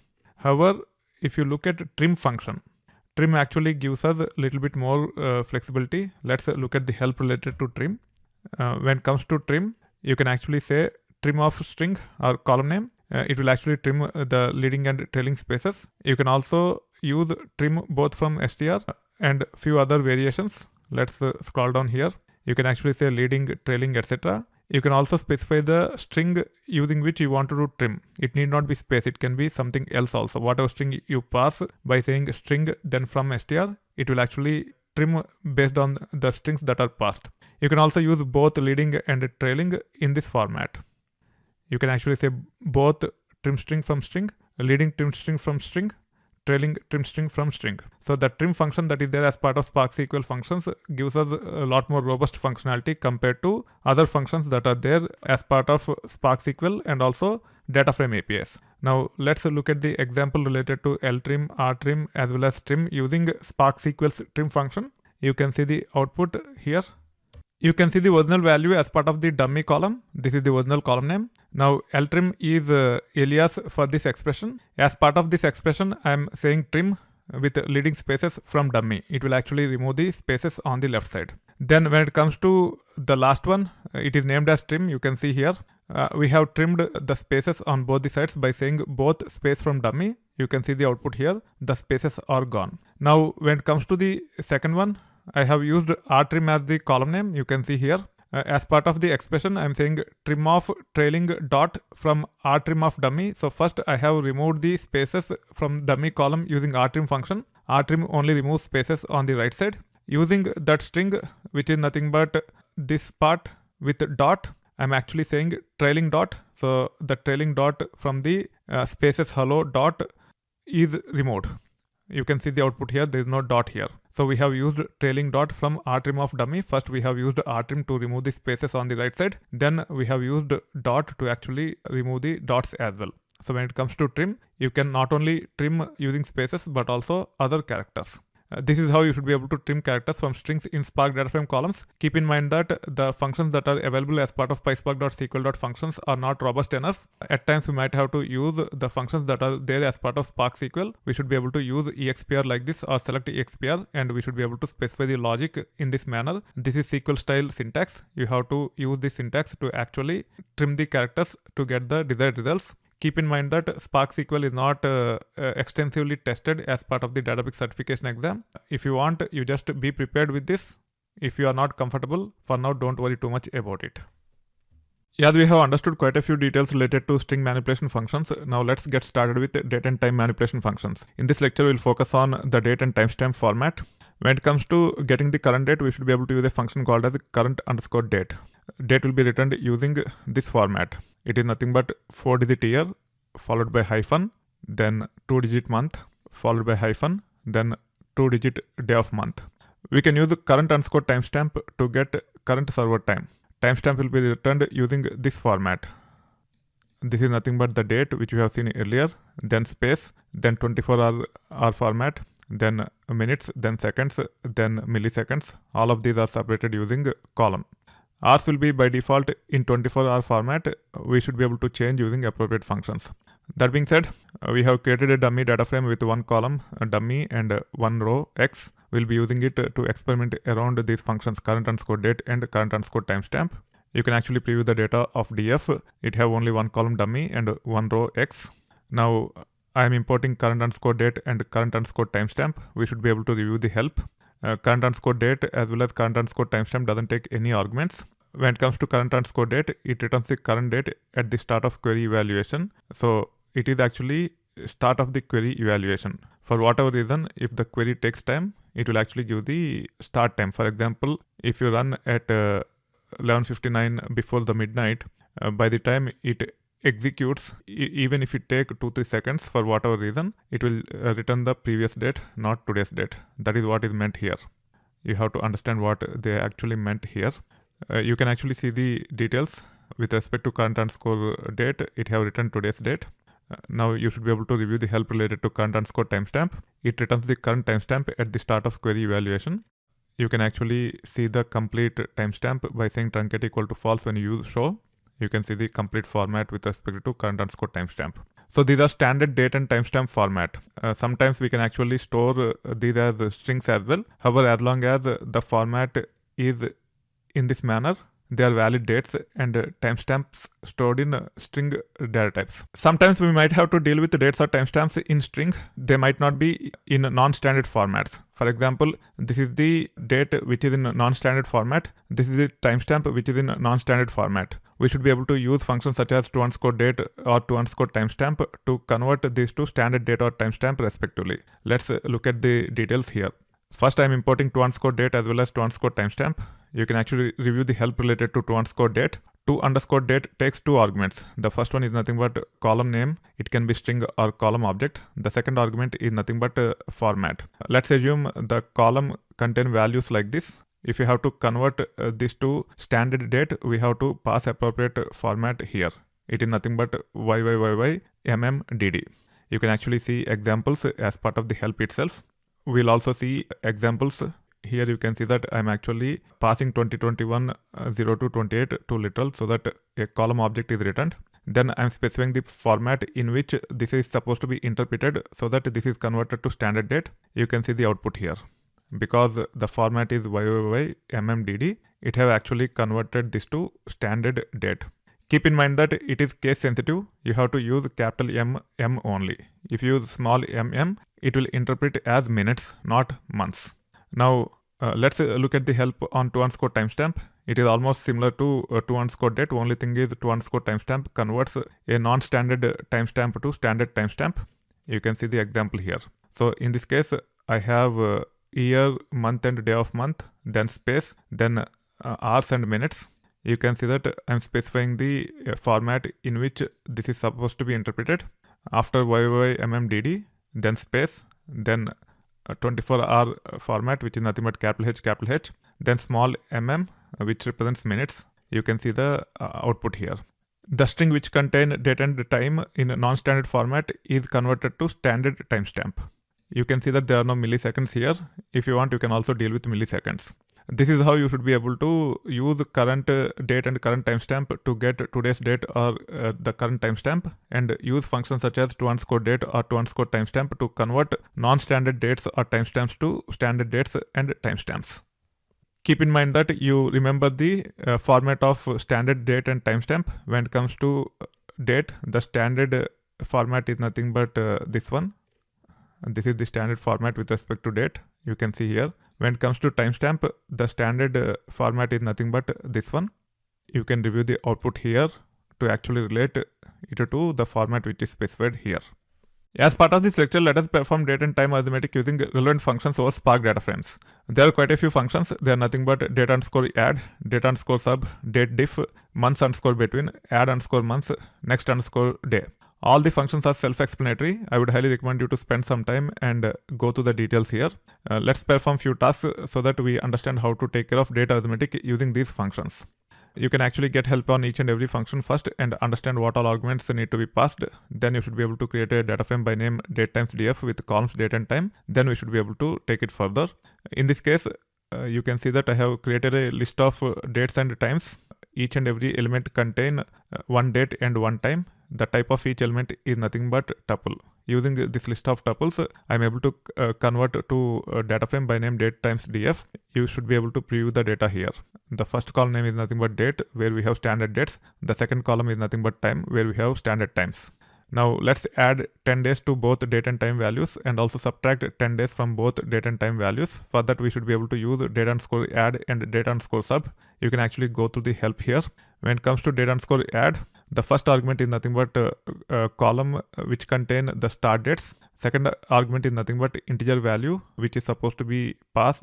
It will be added to this and new date will be generated. You should be able to see the example here. We'll also see examples with our data frame very soon. When it comes to data underscore sub, it will actually subtract. You can also use data underscore add and pass days as negative value to get the subtract functionality. We don't need to use data underscore sub alone. We should be able to work around even using data underscore add. However, we have data underscore sub function as well to subtract the number of days from the date and return a new date. Now, I'm actually using data underscore add to date as well as time. I'm naming the columns as date add time. In the similar manner, I'm actually subtracting both from date as well as time. You can see the column names here. I'm actually adding or subtracting 10 to the original date and times. Now you should be able to see the original data here. You can review the data under date. You can see there are 4 dates. You can review the data under time. You can see there are 4 times. When it comes to date underscore add underscore date, you can see the details here. In this case, I'm actually covering the border condition. I have added 10 to 2014 02/28. You can see that it have written 2014 March 10th. Even this one is a border condition. When it comes to 2016, it is a leap year and hence we have 29 days. When we add 10 to it, it have written 2016 March 10th. However, if you use 2016 02/28 and if we add 10, it will only return 2016 March 9th, not March 10th. This is how you should be able to see the results. These are related to 2017 and 2019 dates. You can see the 10 days are added and new date is generated here. When it comes to date underscore add, even if we pass timestamp, it will return date only. You can see here the output contain only dates. You can also go to the help and you should be able to understand. It doesn't return timestamps for these times. It have returned only dates. You can see that for 2014 February 28th with some timestamp, it have returned 2014 March 10th, so on and so forth. Now you can see that the dates are subtracted from the original dates and returned as part of date underscore sub underscore date and date underscore sub underscore time. You can see the details here. The original date is nothing but 2014 February 28th. When 10 days are subtracted, it have written 2014 February 18th. With respect to time, even though we have timestamp, it have returned only dates, not the timestamps. Keep in mind that using date underscore add and date underscore sub on top of timestamp returns dates only, not timestamps. Now let's get the difference between current date and date values as well as current timestamp and time values. For that, we should be able to use a function called as datediff. We have already seen details with respect to current underscore date and current underscore timestamp as part of the previous lecture. Current underscore date returns today's date. Current underscore timestamp returns the current time, including the timestamp. We'll be using datediff on both of these and we'll see what it actually returns. You can actually look at the help on datediff. First you have to pass the end, then you have to pass the start, which means if you want to get the difference between today's date, which is nothing but 2022 January 28th and 2021 May 25th, then end should be 2022 January 28th and start should be 2021 May 25th. So the greater date or timestamp will be passed here. The smaller date or timestamp will be passed here typically. Now let's see the examples here. Before reviewing the output, let's preview the data. First, let me copy this, paste here, then say dot show. You can see the output here. Let me actually say truncate equal to false. Now you can see complete dates as well as timestamps. On top of this data frame date times df, I'm using datediff. I'm actually generating new column called as datediff underscore date and I'm applying datediff using current underscore date and the date values that are there as part of this data frame. In the similar manner, I'm actually trying to compute difference between current timestamp and values that are there as part of the time column. You can see the output here. The difference between today's date, which is nothing but 2022 January 28th and 2014 February 28th, is nothing but 2891 days. You can also see the difference between today's date and the timestamp that is there as part of time column here. In the similar manner, we are able to get the difference between today's date and the date values here as well as time values. Now let's get the number of months between current date and date values as well as current timestamp and time values. We'll also see how to add 3 months to both date values as well as time values. To actually get number of months between current date and date values or current time and time values, we should be able to use months underscore between. To add months, we should be able to use add underscore months. I'm also importing round here because when we actually use months underscore between, you might see decimals. You might want to round it off to 2 decimals. For that reason, I'm actually importing round as well. Now let's review the help on months underscore between first. When it comes to months underscore between, it takes 3 arguments. The first argument is nothing but date 1. Second argument is nothing but date 2. It will actually return the number of months between. However, it will actually return using decimals. By default, it will be rounded to 8 digits. However, if you wanted to get all the decimals, you can actually set round off to false. In this case, I'm actually importing round because I would like to round off to 2 decimals, not 8 decimals. The purpose of round off equal to true is to round off the difference between 2 dates from the month's perspective to 8 digits. That being said, we'll be seeing examples very soon. Typically, we pass the 2 dates and we'll try to get the number of months between the 2 dates. You can also add months using add underscore months. You should be able to see the help related to add underscore months here. You have to specify the date column as first argument and number of months as integer here. It will add those many months and it will return new date or time. Let's review the example so that we understand what it actually returns. The original data frame is nothing but date times df. It have 2 columns, date and time. You can see the values here. We have already reviewed it and hence I'm not going through too many details with respect to these columns in this data frame. Now if you look at months underscore between, I'm applying both on date as well as time. I'm actually passing current date as first argument to get months between current date and the values in the date column. Same is the case with timestamp. I'm actually using current timestamp to actually get number of months between current timestamp and time column values. In the similar manner, I'm also adding 3 to both date as well as time column values using add underscore months. Now let's scroll down and review the data. When it comes to this new column months underscore between underscore date, it actually have the values related to months between today's date and the values in the date. When it comes to column months underscore between underscore time, it have the values related to number of months between current timestamp and the values in time. You are seeing only up to 2 decimals because we are using a round function to round off to 2. If you remove round, you will be able to see up to 8 decimals. If you actually disable round off, then you might even see more than 8 decimals.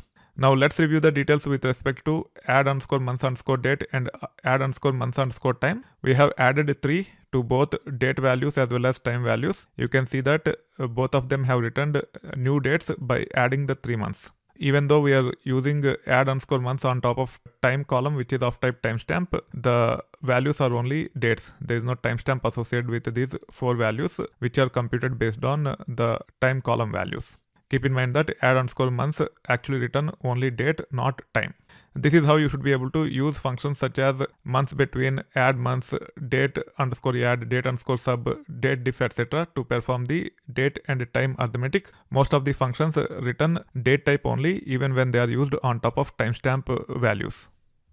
As part of this lecture, let's go to the details about using date and time trunc functions that are available on top of Spark data frames. In data warehousing, we quite often run to-date reports such as week to date, month to date, year to date, etc. Let us understand how we can take care of such requirements using appropriate functions over Spark data frames. We can use trunc or date underscore trunc for the same to get the beginning date of the week, month, current year, etc. by passing date or timestamp to it.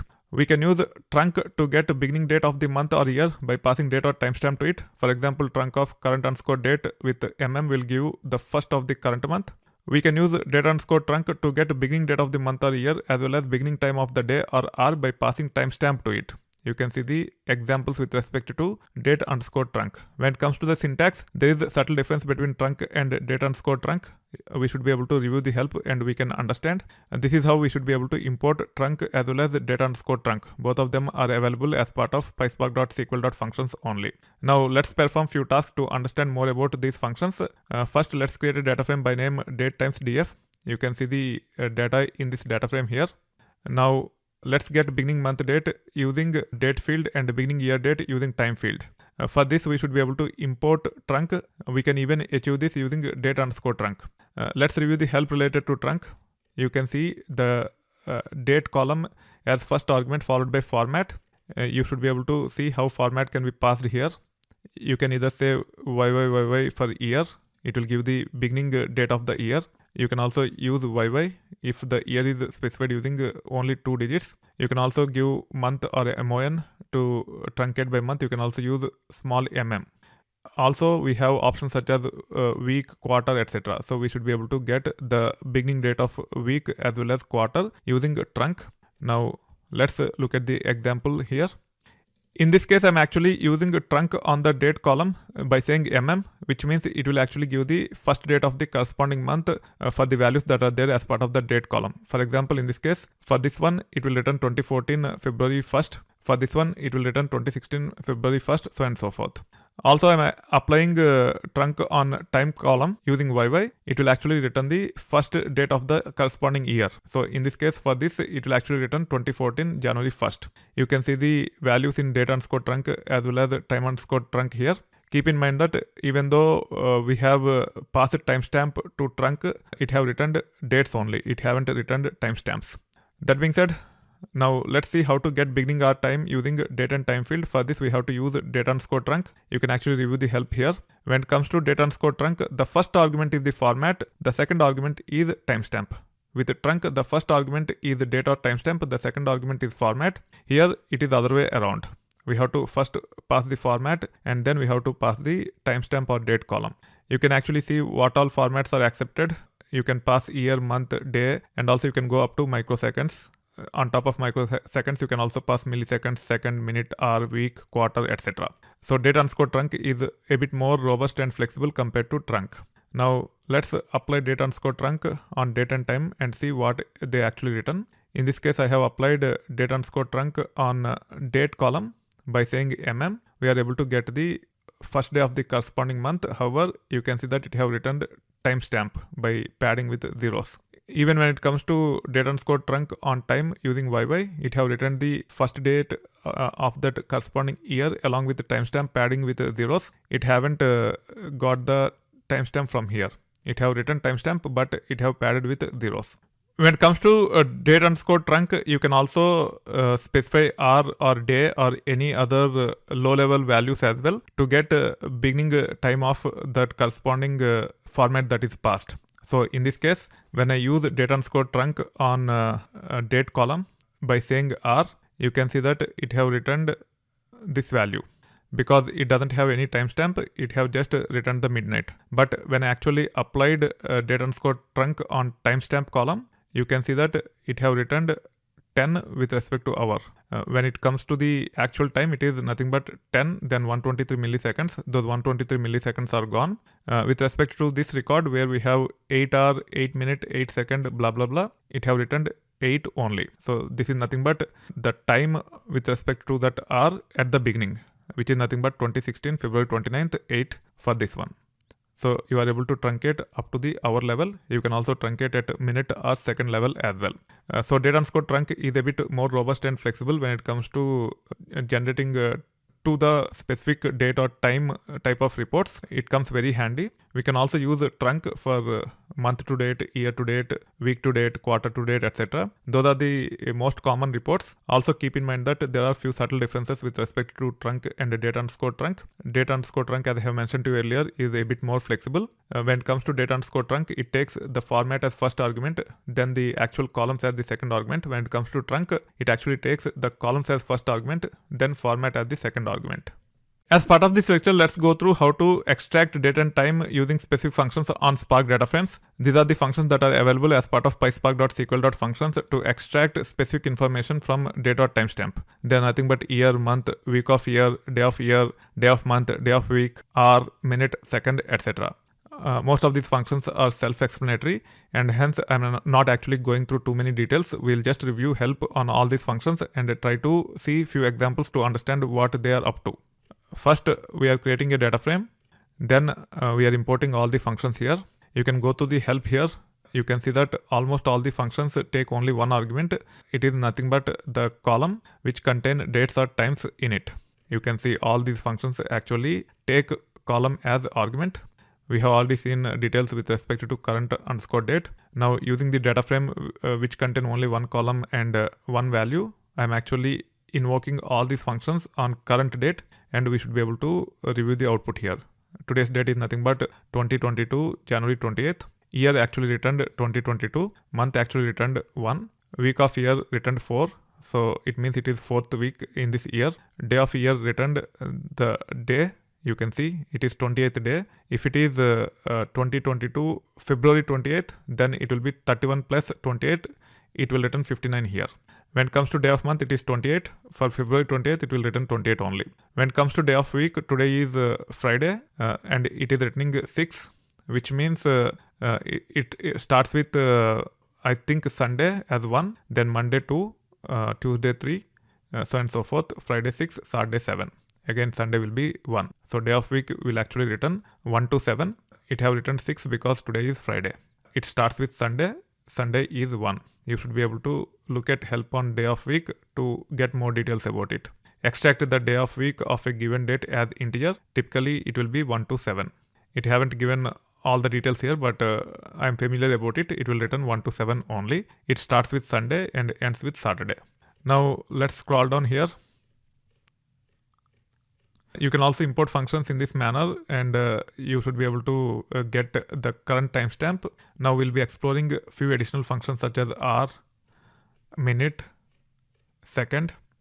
You can see that even these three functions takes only one argument. The argument is nothing but a typical date or time, and we should be able to extract even hour, minute, second, etc. Now you can see that I'm actually using current underscore timestamp and invoking year, month, day of month, hour, minute, second. You can see the output here. This is the 10th hour. You can see 10 here. At this time it is 10:50 48 seconds. 50 is the minutes. You can see 50 here. You can also see the seconds part here. This is how you should be able to use these functions to extract the required information from the date or timestamp. These functions come quite handy when it comes to processing our data, in case if you want to extract year, month, day of month, or hour, or minute, or second, day of week, so and so forth. As part of this lecture, let us understand how to convert non-standard dates and timestamps to standard dates and timestamps. Already we have seen these functions in the past. However, it is very important for us to perform few more tasks and understand these functions in depth. That being said, before getting into these functions, let's review the standard date format and standard timestamp format. This is standard date format. It is nothing but 4-digit year hyphen 2-digit month hyphen 2-digit day. When it comes to timestamp, on top of standard date, you will have space. After space, you have hours, minutes, seconds, and milliseconds. Capital H means 24-hour format. Small m means minutes. SS means seconds. All these three are separated by colon. You can see colon here. Followed by dot. And then you have milliseconds as well. Most of the date manipulation functions expect date and time using standard format. However, we might not have data in the expected standard format. In those scenarios, we can use to_date and to_timestamp to convert non-standard dates and timestamps to standard ones respectively. Once the date values and timestamp values are converted to standard dates and standard timestamps, we should be able to leverage robust functions that are available to manipulate dates and times. That being said, let's create a data frame. In this case, data frame name is nothing but date times df. You can see the data here. Date contain dates in this format. It is not standard. Even time contain timestamps in this format. Even this one is not standard. Now let's understand how to use to_date and to_timestamp to convert these to standard date and standard timestamp formats. First, let's actually explore the functions. For that, I have created a dummy data frame by name df, which contain only one column dummy and one row x. Now I'm actually importing to_date. You can see the help related to to_date. It takes the column as first argument, then format. By default, format is none, which means in some cases, even though you do not specify the format, it will be able to return the standard date for us. But in most of the cases, we use format to interpret the values in the column in a specific format to convert to standard dates. You have to identify how date is represented in the column values that are passed here, how month is represented, and how day of month is represented. You have to pass the format accordingly. It is very, very important for you to spend time on column and then use format accordingly. Now you can see here, in this case, I'm actually using lit to convert a number to a string, and in this case, it will actually return column object which contain a string value 20210302. In this case, the first 4 digits are nothing but year, followed by 2-digit month, followed by 2-digit day. If you have day first and month later, then you have to alter the format accordingly. In this case, as we have month after the year, I am specifying capital M to interpret this 03 as month. However, if you have 02 as month and 03 as day, then as part of the format, we have to say YYY DDMM. In this case, I am giving alias as to_date, and you can actually see that it have returned standard date 2021-03-02, which is nothing but year followed by hyphen, then month followed by hyphen, then day of month. Now, in this case, I have 4-digit year followed by 3-digit day within the year. So this is called as Julian date. This is 61st day within the year. This is how you can actually interpret the day within the year using 3 capital D's, because we have 3-digit day here. Now you should be able to see that it have written 2021 March 2nd. March 2nd is the 61st day within the year. That's why we have got this value. In this case, it have only year and day within the year. It doesn't have month directly. However, we should be able to convert this to standard date. You can see the standard date here. This is Julian date format. You need to keep in mind that even these can be dealt with using functions such as to_date. Now let's see another example. You typically get dates in this format also from sources. You need to understand what is date, what is month, and what is year, and then you have to pass the format accordingly. This is date, this is month, this is year. All these 3 values are separated by /, and hence we have specified dd /M /YYY. You can see that March 2nd 2021 is actually converted to standard date. You might also get dates from the sources in this format. In this case, we have 2-digit date followed by hyphen, then 2-digit month followed by hyphen, then 4-digit year. Once we understand how the format is, we should be able to specify the format like this, and we should be able to convert this non-standard date to standard date. You can see the output here. We are able to see the standard date. You can also get the dates in this manner, where we have the date followed by hyphen, then 3-character month hyphen, 4-digit year.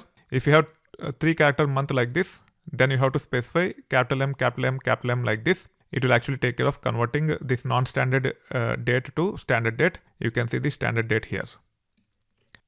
You might also get months in the full format like this. If you are getting months in full format like this, then you have to use 4 capital M's. 2 capital M's for 2-digit month, 3 capital M's for abbreviation of months, 4 capital M's for the full name months. You can see that this non-standard date is converted to standard date by specifying the format in correct manner. You can see the standard format here. It is nothing but 2021-03-02. You might also get dates in this format. In this case, we have full month, space, day within the month, comma, then space, then 4-digit year. You should be able to interpret this using this format. You can see that this non-standard date is converted to standard date. Now let's look at to_timestamp. So to_timestamp is similar to to_date. Only thing is it converts the non-standard timestamp to standard timestamp. Let's look at few examples here. In this case, I am using to_timestamp on date. You can see here the format is nothing but 2-digit day hyphen 3-character month hyphen 4-digit year. You can see I'm interpreting in this manner, and I'm using to_timestamp. Because I'm using to_timestamp, it have actually converted this to standard time or standard timestamp. It have both date part followed by space and then time part. However, all of them are zeros because there's no time in the original value. Now, in this case, I have time. You can see the time here. I'm able to convert this non-standard time to standard time by passing the format in correct manner. You can see the output here. In this case, the hours are specified using 24-hour format, and hence we have to use capital H. Small m are for minutes, capital M are for months. Make sure you understand the difference and use appropriate format for months and minutes. Many times we make mistakes around months and minutes. Now let us convert data in date times df to standard dates or timestamps. In this case, you can actually see the schema related to date times df. It have date and time. Date is of type long, time is of type string. You can also preview the data here. Both date as well as time are in non-standard format. First, I'm importing call function. It is not required to use call. You can also directly pass date. However, in this case, I'm using call. I'm adding 2 columns, to_date and to_timestamp. For to_date, the logic is nothing but to_date of call of date dot cast string. For this we have to use call. And the reason why we have to use call is because we need to convert these numeric values to strings to apply to underscore date. For that reason we have to use call. There is no other way around. Once we convert the numbers to strings using cast like this, then we should be able to specify the format in which the dates are supposed to be interpreted. You can see that the dates are interpreted in right manner, and we are able to convert non-standard dates to standard dates. When it comes to timestamp, as we have string values in time column, there is no need to actually use call like this. We can also specify time directly. However, we need to pass right format here. Then only we'll be able to convert the time to appropriate values. You can see that for this value, zeros are trimmed. That is fine. There's no issue with that. Only when we have milliseconds, it will display. Otherwise, it will not display the milliseconds. This is how you should be able to use these functions such as to_date and to_timestamp to convert non-standard dates and timestamps to standard dates and timestamps. These are very, very important functions which you should keep in mind. As part of this lecture, let's understand how to extract information from dates or times using date_format function. We can use date_format to extract the required information in a desired format from standard date or timestamp. Earlier, we have explored to_date and to_timestamp to convert non-standard date or timestamp to standard ones respectively. Sometimes when we actually want to pass the data to targets, we might want to change the format to the standard of the target systems. In those scenarios, we have to use functions such as date_format so that the format is changed to the target requirements. Also, there are specific functions to extract year, month, day within a week, day within a month, day within a year, etc.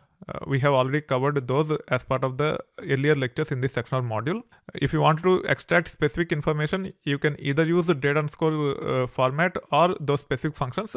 But if you want to convert Spark standard date or time to some target standard date or time, then it is better to use date_format function. Let's go to the details. You will understand what I am talking about. First, I am creating data frame by name date times df. You should be able to preview the data here. We have dates in date column, timestamps in time column. These are all standard dates and standard times or standard timestamps. Now, we should be able to import date_format like this. It is also part of pyspark.sql.functions. You can actually go to the help here. It takes two arguments. The first argument is nothing but the column which contains standard dates or timestamps. The second argument is nothing but the format to which you want to convert the date or timestamp to. You can go to the details here. It converts a date or timestamp or string to a value of string in the format specified by the date. The format is given as the second argument. We'll be seeing examples here. You will understand what I'm talking about here. So in this case, let's say we want to get year and month from both date and time columns using YYY format. Also, we want to make sure that data type is converted to integer. When it comes to the format, this is how you should be able to specify. This is for year, this is for month, this is for day within the month. Capital D is for Julian day. It will be giving day within the year. This is 24-hour format. This is 12-hour format. This is for minutes. This is for seconds. This is for milliseconds. You need to make sure that these are memorized. You have to keep these in your mind. We can also use MMM for abbreviated months, MMMM for uppercase M's for full month names. That being said, in this case, we are trying to convert our standard dates as well as times to this format.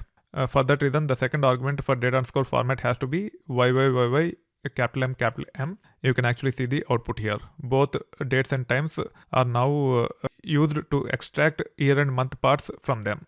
We can not only convert dates and times to some target standard formats, we can also extract the information we are looking for.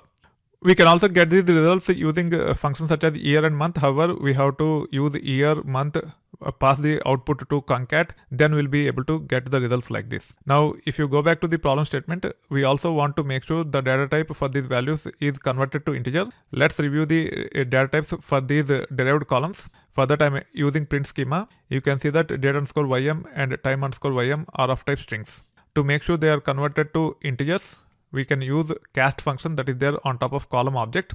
Any function that is there as part of pyspark.sql.functions returns column object. In this case, even the output of date_format will be of type column object. Column object exposes a function called as cast that can be leveraged to typecast the values to desired data type. In this case, I should be able to say cast of int like this. As long as this function returns valid integer values, they'll be casted to integer without any issues. Now you should be able to see the output here. Both date underscore ym as well as time underscore ym are of type integers. You can also preview the output.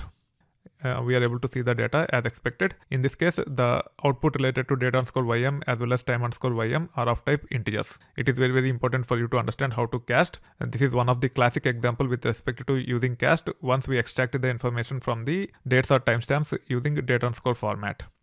Now let's get the information from time in this format. Y, capital M, DD, capital H, MMSS. You can see that with respect to date, it is padding with the zeros. With respect to time, it have the corresponding time which was there as part of the original time column. This is how we should be able to use date underscore format, not only to convert dates but also times. When it comes to the data type, again they are of type strings. In this case, we are actually typecasting them to long because we have very long numbers, and hence we should be able to use long as part of cast to typecast data underscore dt and data underscore ts to long data type. Now let's convert the date to Julian date, where we have the 4-digit year followed by 3-digit day within the year. You can see that I'm using YYDDD in this manner, and you can see the output here. So with respect to February 28th in 2014, it is 59th day. That's why you are seeing 2014-059. With respect to 29th February in 2016, which is a leap year, it is 60th day. That's why you are seeing 060 here. You can also review the output related to time underscore yd. It also yield the similar results to us. In this case, it have applied the same functionality on top of timestamp column. Now let's get complete description of the date. If you want to get complete description of the date, this is how you should be able to specify the format. This will give us full month name followed by space, then day within the month, then comma, then space, then 4-digit year. You can see the output here. Let's get name of the weekday using date.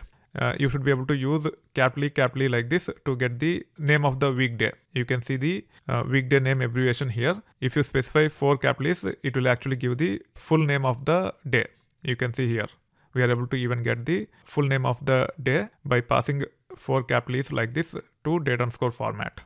This is how we should be able to use date underscore format to convert standard dates or times to non-standard dates or times. Also, we should be able to extract whatever information we are looking for using date underscore format function. It is very, very important for you to keep date underscore format function in mind. It comes handy on regular basis with respect to manipulating dates, especially if you have to deal with standard dates or timestamps to convert to non-standard dates or timestamps, which matches the standards of the target systems, not the Spark based systems. As part of this lecture, let's understand how to deal with Unix timestamp in Spark. A Unix timestamp is nothing but an integer and started from January 1st, 1970 midnight UTC. The beginning time is also known as epoch, and it is incremented by 1 every second. We can convert Unix timestamp to regular data timestamp and vice versa. We can use Unix underscore timestamp to convert regular data or timestamp to a Unix timestamp value. For example, Unix timestamp of the regular timestamp, it will give us the Unix timestamp for us. If we wanted to convert Unix time to regular timestamp, then we have to use a function called as from underscore Unix time. You can see the example of using from underscore Unix time here. In this case, I have passed the Unix time. It will convert to standard data timestamp. We can also pass format to both the functions. We'll review the help and we'll also see a few examples so that you understand what I'm talking about here. First, let's create a data frame by name date times df. You can see that this time date times df have 3 columns: date id, date, and time. Date id is non-standard date, date is standard date, time is standard time. Now let's get Unix timestamp for date id, date, and time. First, let's import Unix underscore timestamp. Let's review the help here. You can see that Unix timestamp takes 2 arguments. The first argument is nothing but timestamp. The second argument is nothing but format. We have to pass the format in which the timestamp is supposed to be interpreted so that the Unix timestamp can be returned. The default format is nothing but standard timestamp format. You can see here, which means you should be able to pass just standard timestamp and it will try to convert it to Unix time without passing the format directly. However, if the timestamp that is being passed here is not of standard format, then we have to use format and we have to specify the format using which the first argument should be interpreted. Let's look at the examples here. In this case, we have date ID which is of type integer. The format is nothing but 4-digit year, then 2-digit month, then 2-digit day. Also, when it comes to data type of date ID, it is nothing but integer. However, if you look at the help here, it says convert time string with given pattern. So it says string, which means if you directly pass the date ID which is of type integer, it will not work. And hence I'm actually typecasting the date IDs to string. Then I'm saying how to interpret the date IDs so that the date IDs can be converted to Unix time. This is how you should be able to use Unix timestamp on top of date ID which is of type integer. First we need to make sure it is converted to string, then interpret using the format in which the date IDs are defined in that column. When it comes to date, it is nothing but standard date. However, we can only ignore format when the values are standard timestamps. As date column have standard dates, as it is not of type timestamp, we have to specify the format to interpret dates and convert it to Unix timestamp. When it comes to time, it have standard timestamp values, and hence we should be able to specify time directly like this. It will convert all the times to Unix timestamps. As the values in time column matches standard timestamp, we don't need to pass the second argument. Now you can actually see the Unix timestamp for date ID, date as well as time as part of the output. With respect to Unix date ID, Unix date and Unix time, you are able to see the numbers here. This is how you should be able to convert dates of different formats as well as timestamps to Unix timestamp using a function called as Unix_timestamp.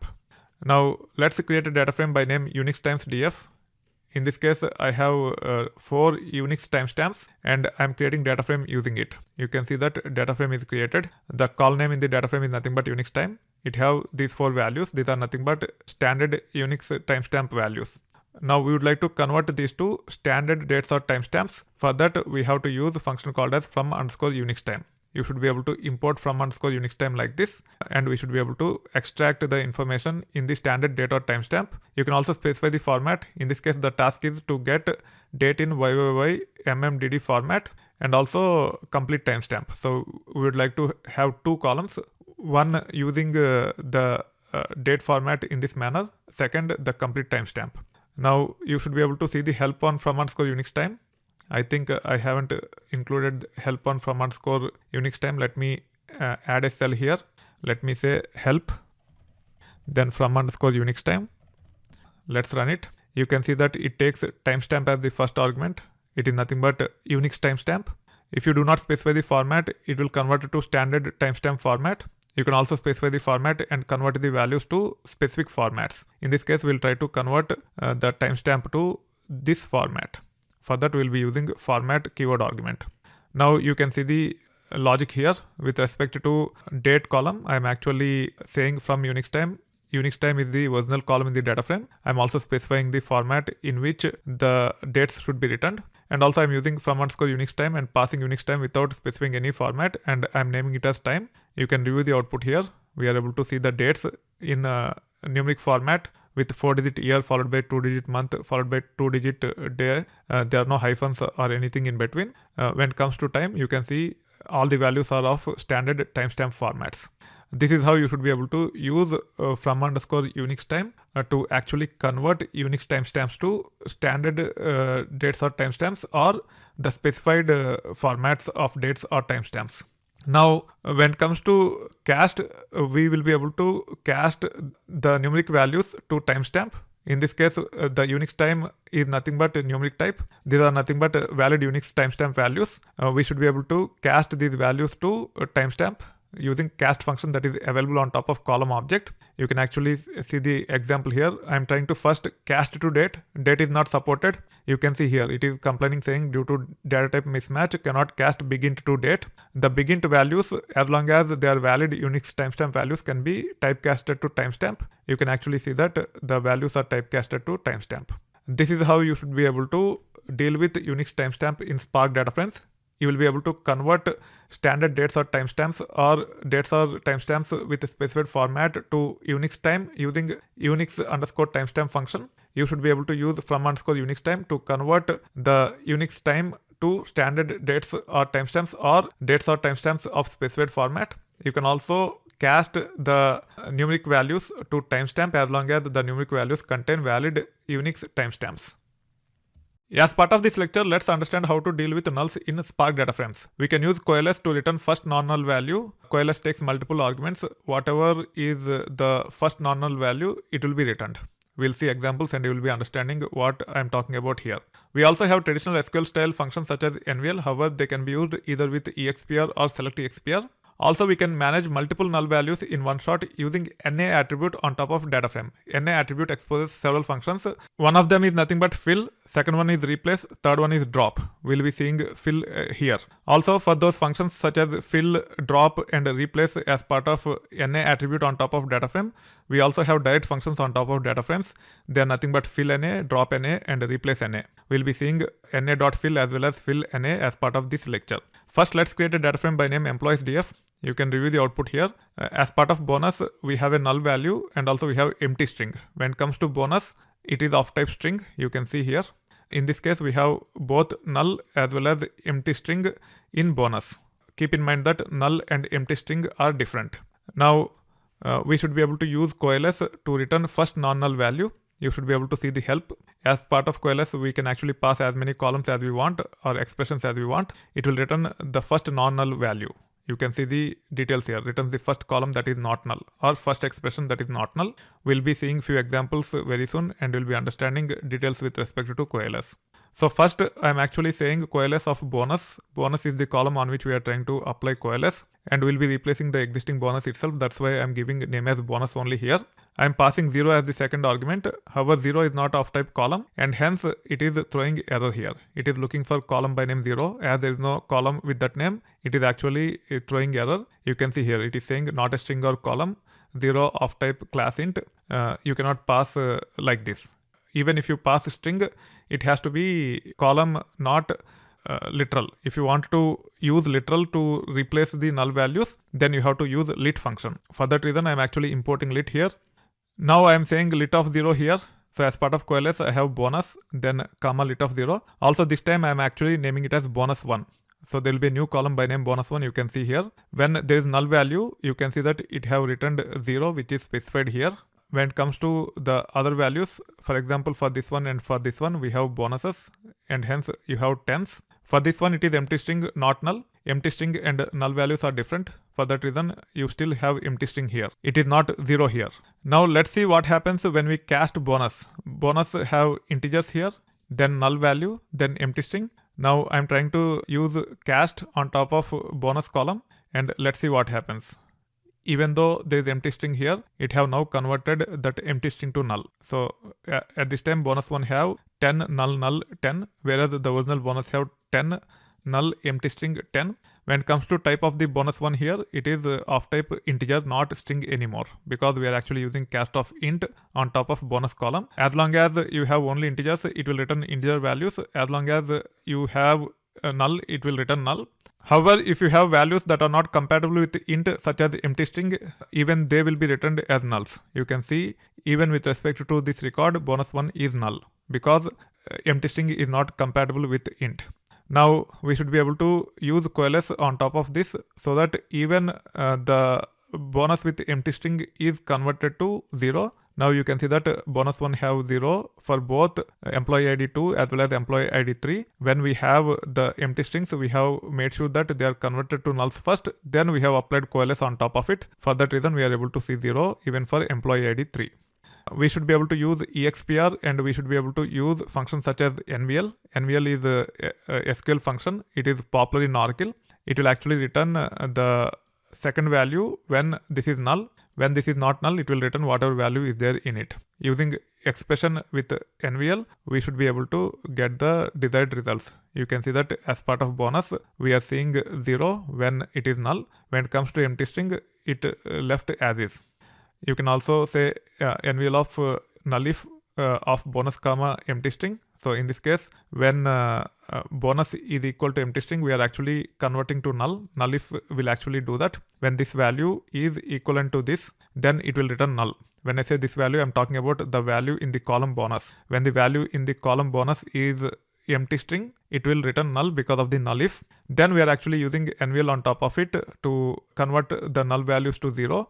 For that reason, we are able to see a bonus as 0 for both employee ID 2 as well as employee ID 3. This is another way of dealing with nulls instead of coalesce. However, from the perspective of the Databricks certification exam, coalesce is a lot more important than SQL style, but in general, even this approach comes quite handy as part of our day-to-day projects. Now let's see how we can combine several functions as well as arithmetic operations to get the desired results. In this case, I would like to compute payment using both salary as well as bonus. Bonus is nothing but percentage. When bonus percentage is there, I would like to get the bonus amount by multiplying the bonus with salary and then dividing it by 100. So in this case, 10% bonus means for employee ID 1, the bonus amount is nothing but 100. I want to add that 100 to salary to get the total payment, which is nothing but 1100. When bonus is null or empty, then I would like to return whatever is the salary as the payment. For employee ID 2 and 3, the payments will be 1250 and 750 respectively. For employee ID 4, it is nothing but 1650. You can actually see the output here. In this case, this is the overall logic to get the desired results. Let's start here. This is nothing but the original salaries. They are nothing but 1000, 1250, 750 and 1500 respectively. Then I'm computing the bonus amount and adding it to the salary. When it comes to the bonus amount, if the bonus is null or empty string, I'm actually converting to 0. You can see here. This will be return 0 if bonus is null or empty string. Otherwise, it will return the existing bonus percentage. I'm multiplying that bonus percentage, which is nothing but 10 or 0 in this case, with a salary and then dividing by 100. It will actually give us the bonus payment. Now, this will actually return the bonus payment and we're adding to the salary. It will actually give us the payment and you can see the payment as expected here. This is how you should be able to combine multiple function calls along with arithmetic operations to get the desired results. As we have understood how to deal with nulls using coalesce and other approaches, now let's go to the details about managing nulls at bulk. In this case, I am creating data frame by name employees df. If you preview the output, we have several null values. As part of last name, we have 2 nulls. As part of salary, we have 1 null. As part of bonus, we have 1 null and 1 empty string. Let's understand how to deal with multiple nulls at once. When it comes to data frame, it exposes an attribute called as NA. NA is of type data frame NA functions. Let's review the help on NA. You can see that there are functions such as drop. If you scroll down, there is also a function called as fill as well as replace. You can see the replace as well here. When it comes to drop, we should be able to drop the rows based upon null values. I have covered this elsewhere. With respect to replacing existing null values with other values, we'll be able to use fill or replace. In this case, I'll be demonstrating a few details with respect to fill. Now let me scroll down here. When it comes to fill, you should be able to get help on fill itself. It takes 2 arguments. The first one is nothing but a value or column in which we have null values. You can also pass optional second argument where you can actually specify the columns in which you would like to replace the null values. Instead of replacing null values across all the columns, you can also specify whatever columns you want to deal with. We can also use fill NA directly on top of data frame. Either you can say dataframe.na.fill or dataframe.fillNA, both are same. You can see the output here. It is also saying that fill NA is nothing but alias for na.fill. That being said, now let's see the usage of this and understand how it can be leveraged to replace the null values at bulk. First, we are reviewing the output once again. We have 4 null values. 2 of them are in last name. 1 of them is part of salary. 1 of them is part of bonus. Now, if I just say employees df.fill NA of 0.0, you also need to review the data types of this. 0.0 is of type float. In all these columns, only salary is of type float. And hence only the nulls in the salary will be replaced. The nulls in last name and bonus will be untouched. When it comes to bonus, it is of type string and hence even that one will be untouched. You can see here only the null in the salary is replaced. Now let me see what happens when I pass string value to fill NA. Instead of empty, I'm actually passing NA. NA stands for not available. Now you can see that with respect to last name, whatever nulls we have are replaced with NAs. Same is the case with bonus. The bonus which have null earlier is now replaced with NA. It is because both last name as well as bonus are of type strings. However, salary is not touched because salary is of type float. Now, if you wanted to replace the null values that are there as part of string columns as well as float columns, this is how you should be able to take care. In this case, I said employees df fill NA of 0.0, which will actually take care of replacing this with 0.0. Then fill NA of NA, which will actually take care of replacing the null values related to last name and bonus to NA. Now you can also specify in this manner. For example, let's say I don't want to touch bonus. With respect to bonus, I would like to leave as null only. However, I would like to only replace null values in the last name. We should be able to specify the second argument, which is nothing but subset. In this case, I have passed only one column name, which is nothing but last name. You can pass a list of columns also. It will only replace null values in the specified columns with whatever values that are specified as first argument. In this case, it will replace for salaries. In this case, it will replace for last names. You can actually see the output here. Bonus is untouched. You can see null value here. However, with respect to last name, we can see NS. With respect to salary, we can see 0.0. This is how you should be able to use na.fill on top of data frame or fill na to deal with multiple null values at once. Also, I would highly recommend you to explore replace by yourself and understand that function. You can expect 1 or 2 questions with respect to dealing with null values as part of the certification exam. It can be on coalesce, it can be on fill na, it can be on replace na or dataframe.na.replace, or it can be even on drop. I have covered drop elsewhere. I have covered fill na here or na.fill here. I would highly recommend you to go through replace as well.